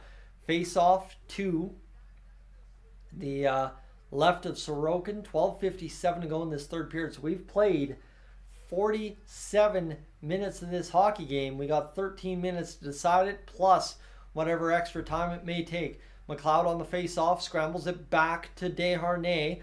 One back all the way behind the net, and now picked up by Warren Foegele. He's got Derek Ryan with him, who's taking the extra shift, with Dylan Holloway obviously off the bench and down the tunnel. Near side pass to Desharnais, shot drifted on net, just couldn't get it through, or it was potentially tipped in front like a good old Desharnais shot usually gets. And this one bounced off the end boards in the other zone. Kulak's taken out. And there you have it, friends. As I told you, the power play for the Edmonton Oilers was going to appear some point this third period. Kulak driving back to the boards, gets his feet taken out. Lane Lambert can't believe it. But the Edmonton Oilers, with 20 shots on net, are headed to the power play, as it's just a weird stop for Kulak as the man Holmstrom goes to poke the puck. Didn't expect Kulak to stop on his skates like that and ends up taking him out. Tough go there, but let's see what happens here. A power play for the Edmonton Oilers late in this hockey game. Yes, we're only midway through the third period, but it feels late. I mean, it's been a long night. We started this one at 6:30, and it's already 9 o'clock. Face-off one back for the Oilers. Here's Evan Bouchard across over to Nugent Hopkins. Now Draisaitl wires it on net. McDavid scramble in front. Hyman scores! That's a huge goal as the puck bounces off the end boards right onto the tape of Connor McDavid. He hammers it on net. Zach Hyman bangs in the garbage, and the Oilers lead 2-1 with 12:25 to go, just like that. My goodness, what a beautiful work of execution there from the Oilers power play. Nugent Hopkins across to Draisaitl off the end boards. Nice little flick there by McDavid. Backdoor Zach Hyman puts it home, and that is the vintage Edmonton Oilers power play you and I know oh so well. The first full power play Glenn Gulutzan gets under new head coach Kris Knoblauch. It's a success, and I'm not saying we're back on track, but my goodness, you know how good that feels when you get that goal just like that, especially when you take on the New York Islanders in the first game with a new head coach. Here's Ryan McLeod dumping it down low. It's picked up there by Pelech of the New York Islanders. It's Zach Hyman's 8th goal of the season. Connor McDavid's 9th assist. Leon Draisaitl's 11th. So Hyman has another point per game performance tonight.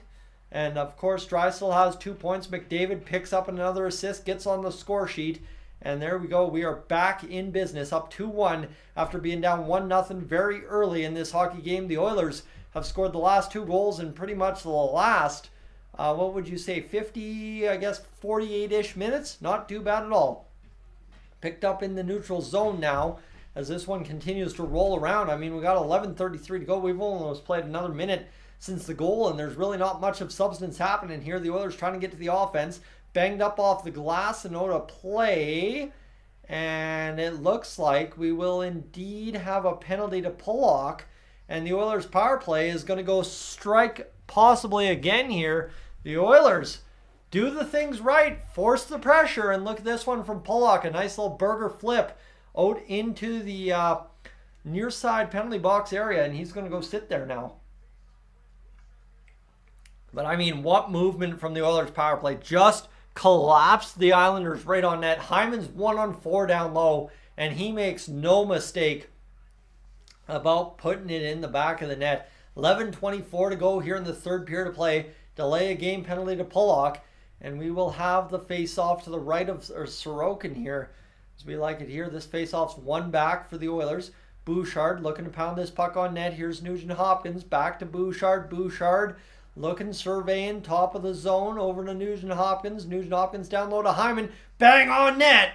But it's a big save for Ilya Sorokin, who will stop it with 11:10 to go here in this third period, in fear of going down 2 with half a period to go in the hockey game against the Edmonton Oilers. Hyman, a nice spin and drive for put that puck on net as he receives it forehand, drives it forehand, and just tries to whack it out of the middle of the air, as the Oilers doing their best to try and score this one.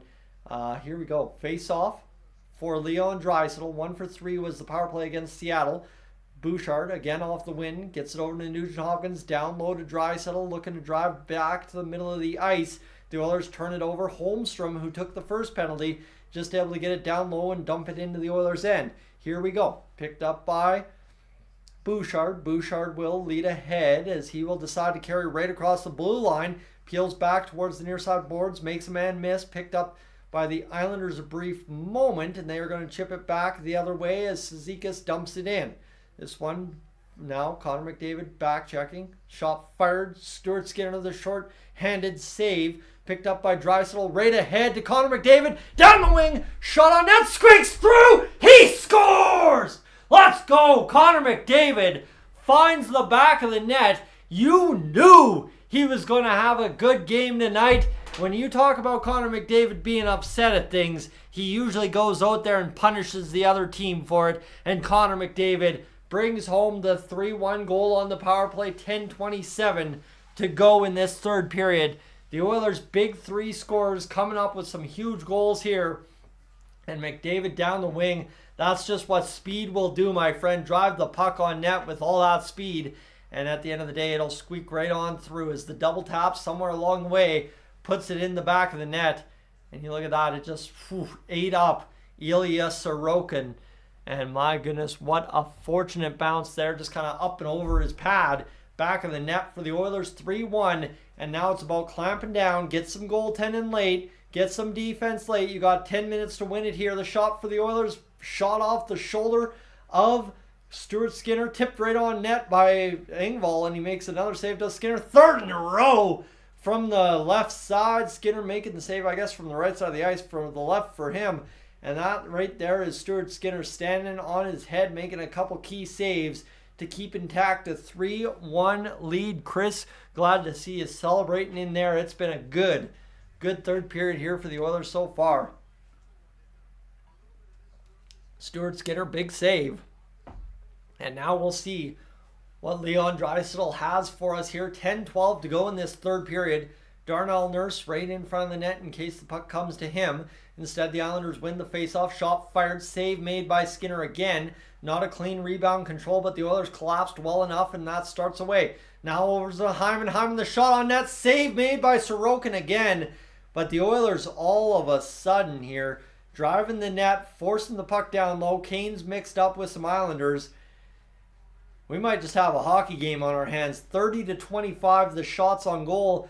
The shots were at a premium early on in this hockey game through the first half, but all of a sudden things have picked up here, and it's quite the difference so far for the Edmonton Oilers and the New York Islanders late in this, I guess you could call it finally the third period. I know that first period never felt like it was going to end, but now we find ourselves here, and it's exactly where we need to be. All right. Stoney. I love it. Never a bad time. I actually missed the 420 watch time for those of you who celebrate. I usually try to mention that. That's my apologies. We don't even try bothering to mention the 420 views anymore because it just doesn't work. But as it currently sits, Trevor's noting that the power play looks good. Yes, it is. It's looking very good. Yeah, no, that was a good little fun burst, wasn't it? I think we just got a lot of fun there over the Oilers. Flash, welcome in if I didn't catch you. No, it's exactly what you want to see, right? The Oilers, they clamped down all first and second. As I said, they were going to get a power play at some point in the third, and that was going to be lights out for them. So far, it looks like that's the case. Back-to-back power play goals. And, like, oh, boy. Once you make mention, it just starts flooding. I love it. But no, it's been I mean, this is exactly what you want to see, right? The new coach bump, whatever you want to call it. The Oilers respond exactly how they need to. And they're doing exactly what they need to here in this third period to win it on. So let's go get this job done. And see if we can't end this hockey game right where we need to here with just over 10 minutes to go. Yeah, let's see. Is there anything else we're missing? I don't think so. Span started. With a point on Zach Hyman's goal, Connor McDavid avoids going 4 games without a point for the first time in his entire life. So I guess if you would have seen that, I guess you would have seen that coming. So here we go, friends. Off the face-off, the Islanders push it down low into their zone. Turnover almost immediately to the Oilers, who fire a shot on net. Nobody knows where the puck is. Somebody lost the puck somewhere in their paraphernalia on the ice. And now we got 9:51 to go in this third period. So just like that, the Oilers have under 10 minutes to win it. 600 seconds or less to bleed off the clock here in this third period to play. Draisaitl and McDavid feeling pretty good. They are taking a little bit of accountability by the looks of it for going out there to make sure their new head coach starts off with a bang. So good to see. 9:45 down in this third period as we bleed off only 6 more seconds on a hand pass. And McDavid's got about the same mustache I've got going right now.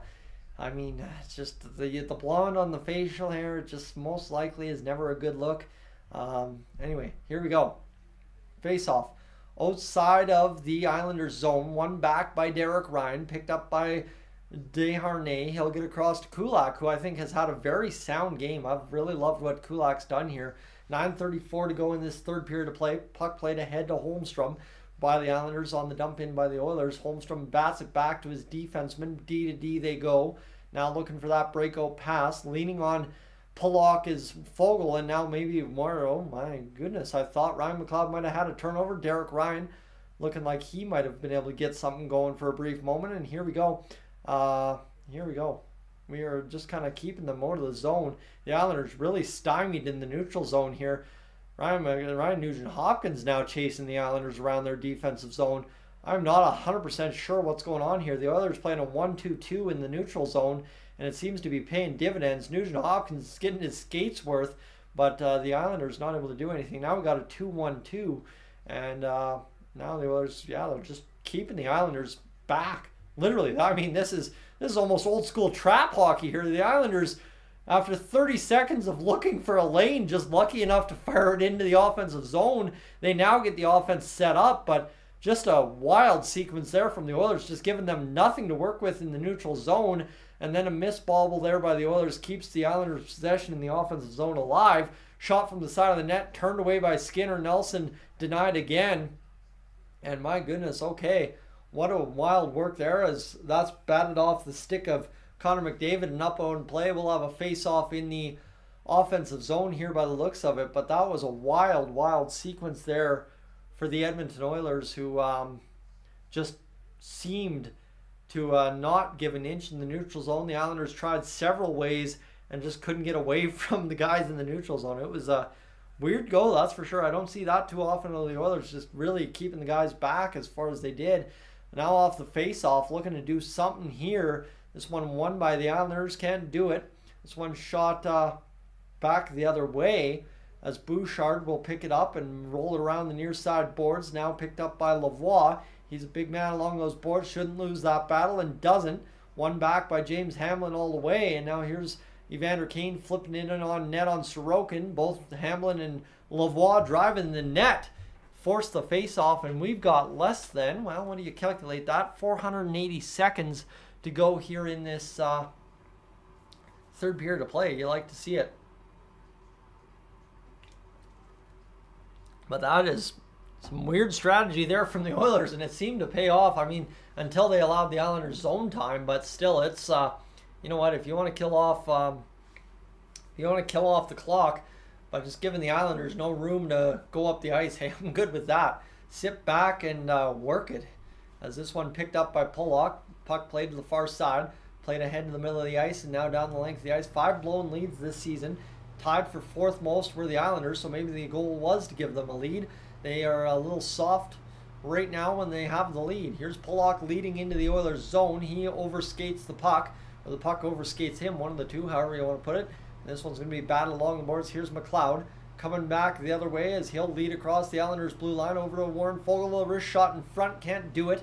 Batted off the boards, now picked up by the Edmonton Oilers, as that will be Evan Bouchard flipping it in, far side corner. 7:09 to go here in this third period of play. The Oilers have chewed off already 3 minutes of this clock without anything substantial happening in this hockey game, as this one's going to be played ahead by Horvat now. It'll be fired off the boards and down the ice for an icing call. And again, for another time in a row, the Islanders fail to successfully get through the neutral zone on the first attempt. As this one, a good slide play there, just couldn't find the tape of Derek Ryan to tap it in.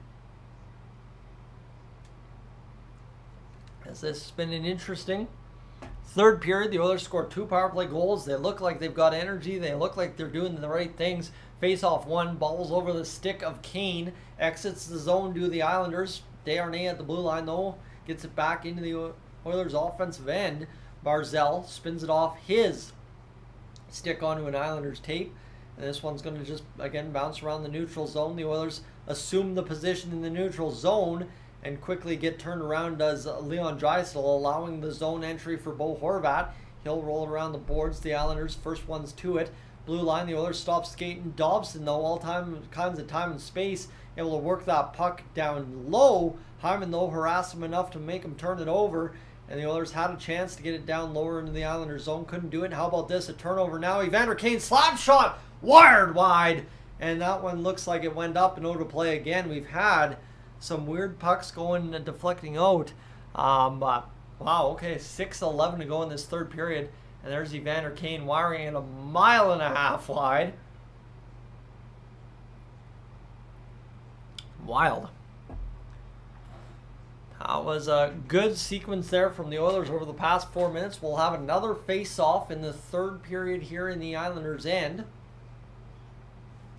And let's go here as this one comes back. Down low to Pelech. Or is that Pelech? Yeah, that's Pelech. This one chipped up over to Engvall. Engvall will go down along to McDavid. McDavid to Gagne.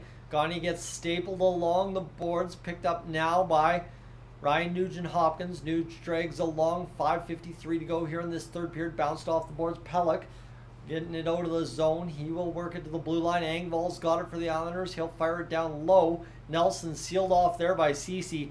And I'm sorry, this clamp down defense from the Oilers, I don't see this at all very often.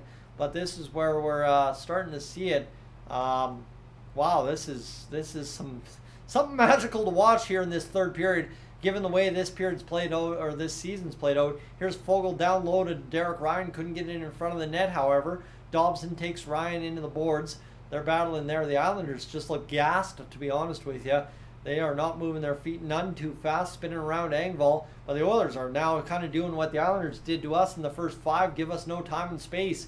As we're trying to bring it home in the last 5 minutes of play. Puck played ahead. Bounced off an Islanders player. Now worked there by Horvat down low into the Oilers zone. But again, Ryan McLeod right there. Wins the battle. Gets it out. And Matthias Ekholm flips it down the ice. Here's Raphael Lavoie with a puck battle to win. Couldn't swim around the defender Aho. He'll flip it up the boards. Hit the man in the middle of the ice. This one's going to be flipped back down into the Islanders' end. And I don't know, unless something substantial changes here over the last 280 seconds, the Edmonton Oilers have really cemented a solid Game 1 win under Kris Knoblauch. Here's James Hamlin, the shot fired, save made. Ilya Sorokin. James Hamlin looking for that first NHL goal with the lettuce hanging out the back of the bucket. Couldn't get the shot on net through Sorokin, but still a huge, huge goal right now.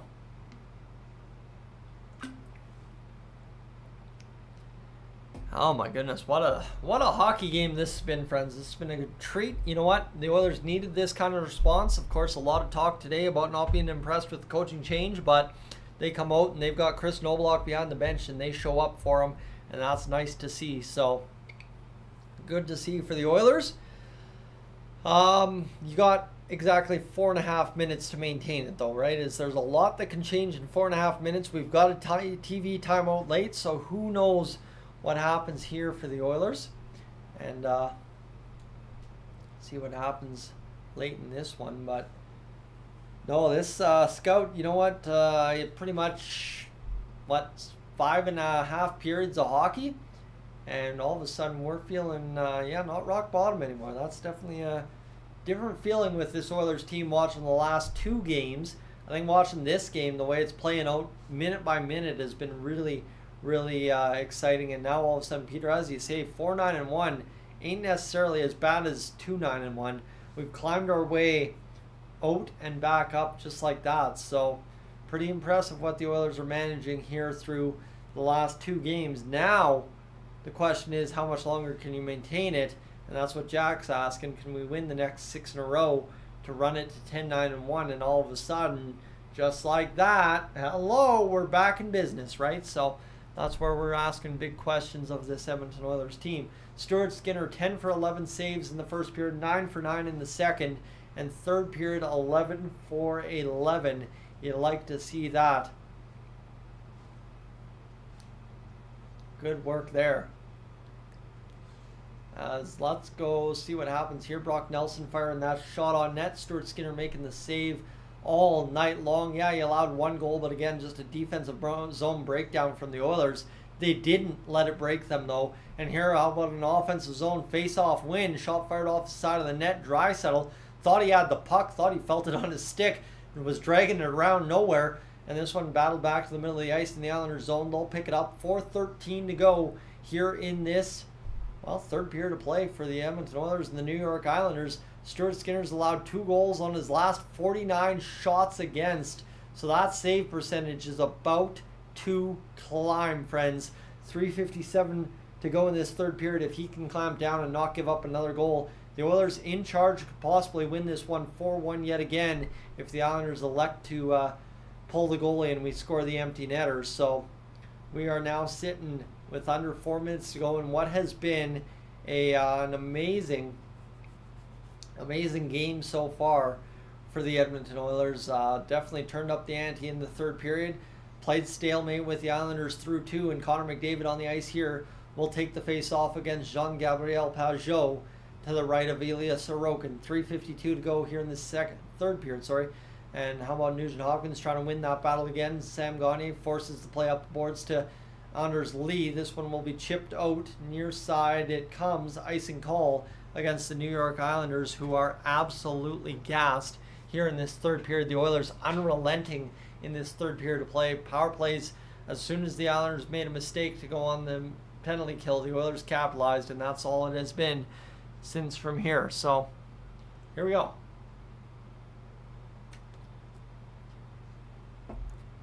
Let's do this. This is going to be a face-off at the right of Sorokin again. Shot fired on there by Gagner. Nugent Hopkins quickly back onto the tape of McDavid. Down low. Bouchard, the shot right into the belly of Sorokin. I mean, that was a dangerous shot from a good area for Bouchard. 93 mile an hour. Couldn't pump it through, but 3.5 to go. And the Oilers refuse to say this game's over offensively. Bouchard, top of the circle, right side, pounds it on net.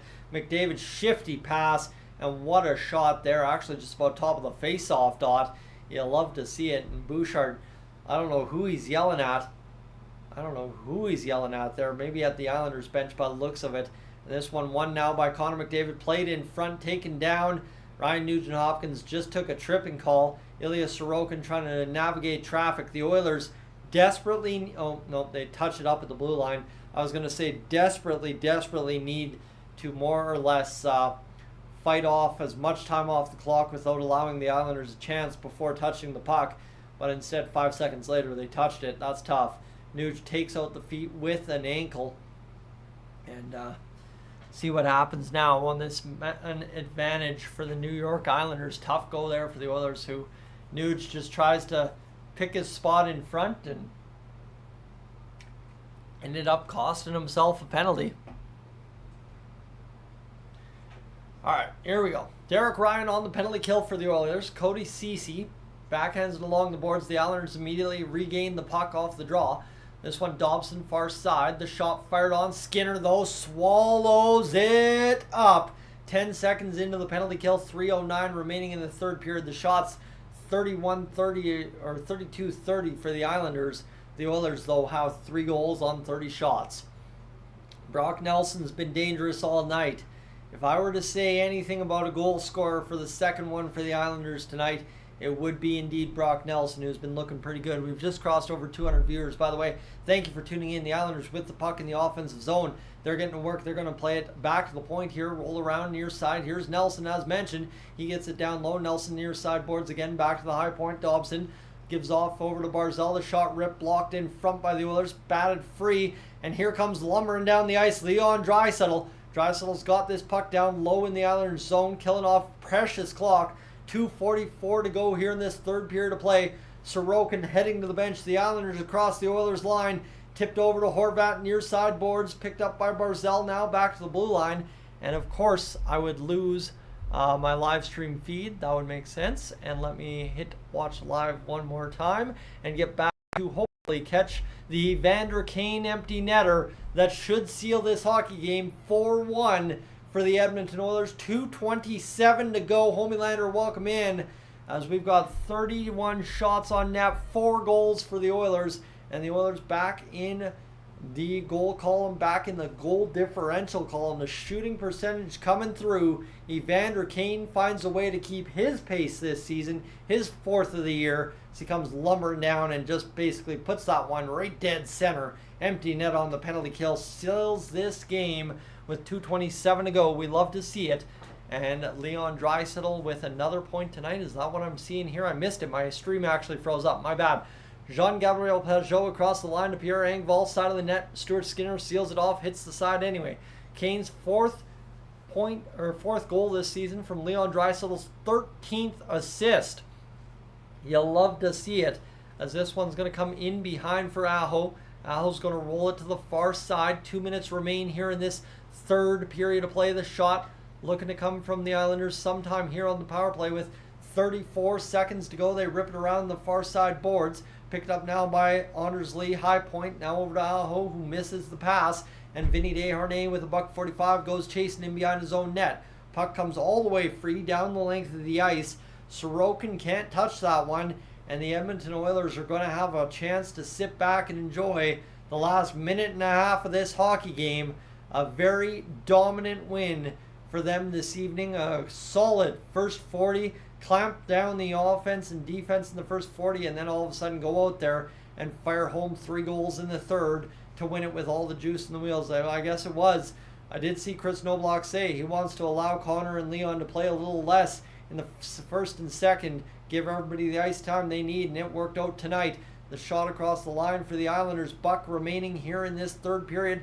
Fired out by the Oilers, banked off the boards. Just get it down the length of the ice, keep the Islanders away from the net. And then sure, you win this one 4-1 for your goalie, who turned in a 30-plus save performance despite having an .863 save percentage this season.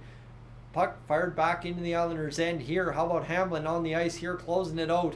He will roll it around down deep to Lavoie, hit off the skates of the referee. Lavoie drives to the net, backhand opportunity. Hamblin in front, can't find it. He's still gunning for it. He fell down, and now 30 seconds remain. Back the other way. Shot fired, Nelson, save made, Skinner, 24 seconds to go. And yes, sir, a very big time victory. Northern Farm Girl, we'll catch you. Thanks for being along for the ride again this evening. Always appreciate being along. Ben, welcome into the chat as well. And Kris Knoblauch has 24.3 seconds to go to win his first game as an Edmonton Oilers head coach. And friends, you're going to see at the same time on live right now, we're going to go release something else up live for you. The face-off to the right of Stuart Skinner. Let's go get this done. The Oilers back the other way. 22 seconds to go here as they will bust across the blue line. And I'm going to quickly get some hashtags done here. Sorry, the Edmonton Oilers bringing this one home with less than 10 seconds to go. And all of a sudden, now the Islanders retreating in behind their own blue line. And this will do it here. 5 seconds. The Edmonton Oilers have won their first game under head coach Kris Knoblauch, who ends up shaking the hands with Paul Coffey. First win in the first try as an NHL head coach officially. And you like to see it. The Edmonton Oilers have officially started a streak. It took one to start a streak. Jay Woodcroft said he'd do that for us. And now all of a sudden, yes sirree, you've got Kris Knoblauch's first win, and the Edmonton Oilers have won two straight 4-1 victories. Friends, I'm Tyson. This is Dolynny TV. I will catch you in the post game. We'll be talking. Actually, do we just do this thing? Do we just do the post game live? Sorry, friends. I'm not back on the bandwagon. I never really fell off the bandwagon. I'm just saying, you made some changes. Give it a chance, and it works out. Love to see it. Let's go do this, friends. We got a post game to do. You ready to get down to business? Let's do it. Let's hit that record button. 3, 2, 1. Hey friends, this is Dolynny TV. Welcome aboard for the post-game edition of the Edmonton Oilers and the New York Islanders tonight. Well, it's Kris Knoblauch's first game as an official NHL head coach, and it's Kris Knoblauch's first NHL win as an official head coach as he comes through with a 4-1 victory. The Edmonton Oilers choose to show up in amazing fashion, and the nice part is this Oilers team is doing exactly what they needed to do, and that is put up wins. They needed to win against Seattle no matter what. Jay Woodcroft was getting fired. We know that. That's fine.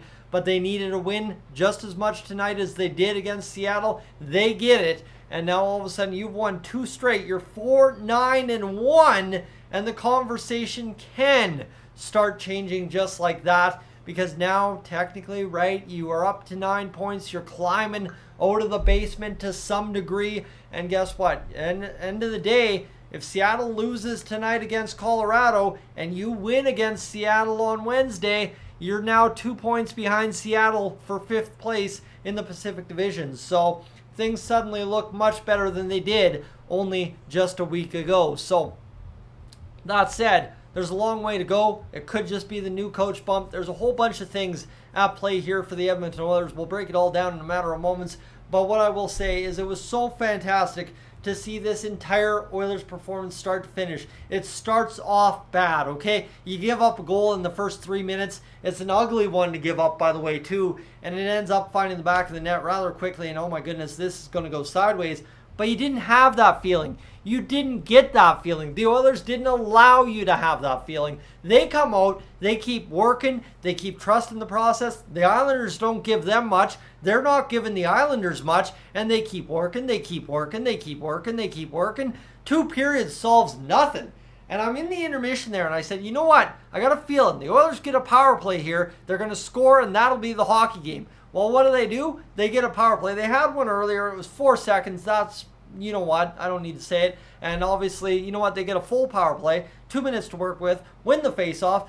Bouchard, Nugent-Hopkins, Draisaitl, McDavid, Hyman. Everybody touches the puck, and it's in the back of the net for a 2-1 lead. So everything that has been missing out of this Edmonton Oilers team this start of the year, right? It just seems to be this dark cloud. They just seem to have everything going wrong. No bounces, bad goaltending, no defensive structure. Kris Knoblauch and Paul Coffey come to the bench, and they're like, hey guys, like, we got this, and we don't know what we're doing, but clearly the Oilers do. It figures out. Glenn Gulletson gets the power play firing perfectly again tonight. 2 for 3, 66.7% face-off, sorry, I'm thinking percentages. Power play percentage, good to go. We like that. That's a huge victory for us. And oh, by the way, it's a 4-1 win. Yeah, so this is the big thing, is the result that we needed is here. The Edmonton Oilers show up and get the job done. That is huge for Kris Knoblauch, Paul Coffey, the whole new Edmonton Oilers bench. And oh, by the way, as well, it's huge for us Oilers fans who needed these guys to show up tonight and get the job done. So as it pertains to the goal scoring department, friends, we're also live on Dolynny TV right now as we record this. Thank you for being aboard. If you're tuning in right now, we're in the midst of recording the post-game video, but as we go to check out the stats for tonight's hockey game, Stuart Skinner with a staunch 32 saves right there. Good work ethic from him. Matthew Barzal, 3 goals on the year. He got it within the first 40 seconds. I thought 3 minutes, my bad. Leon Draisaitl, 6 goals on the season. He gets his first of the game. And then, Zach Hyman scores on the power play, like I said, in the third period from McDavid and Draisaitl. And then Connor McDavid scores his 3rd goal of the season from Draisaitl on the power play. And then Evander Kane scores his 4th of the season on the power play from Leon Draisaitl. So Draisaitl racks up a 4-point night all told. Now moves to 19 points in 14 games played. And wake up offense, hello, that's what you like to see. Fingerprints all over it. And the Edmonton Oilers doing a good job here tonight. They put up 32 shots on the New York Islanders in a situation where it looked like they were going to be lucky to put up 25. The hits pretty dead even. The Oilers controlled that category most of the night, but end of the day, what I have to say is the Oilers were given one task. Go out there and show up, do the offense thing, play structured defense, and go out there and get some goaltending. Guess what? Check. The Edmonton Oilers win 4-1 against the New York Islanders. They win their 2nd in a row. And end of the day, I'm ranting, but it's because we won. That is an amazing thing to be able to do. It feels good. We've won 2 in a row for the first time all season. Friends, I'll take it. It's a victory for the Oilers. It's a victory for us. I'm Tyson, this is Dolynny TV. Thank you so much for tuning into the post-game show. As I told Patrick post-game after the Kraken game, it's so much easier to do a post-game when they win because all you have to do is talk about how good they did, say who scored. Peace out. You don't have to really break down much of the... I'm trying to say it and I don't need to say it. You know where I'm going. Friends, I'm up on out of here. And to those of you watching back home on the stream, I'm going to take a quick moment to relax. Thank you. Thank you from the bottom of my heart for being aboard tonight. It's been a great day to kick off the 10-year anniversary of Dolynny TV. Really do appreciate you being aboard for the ride. I will catch you tomorrow when we're talking about the Oilers, but maybe catch you for the replay of the postgame show going live here on Dolynny TV in a few minutes. Friends, I am almost up on out of here. Thank you again for everything tonight.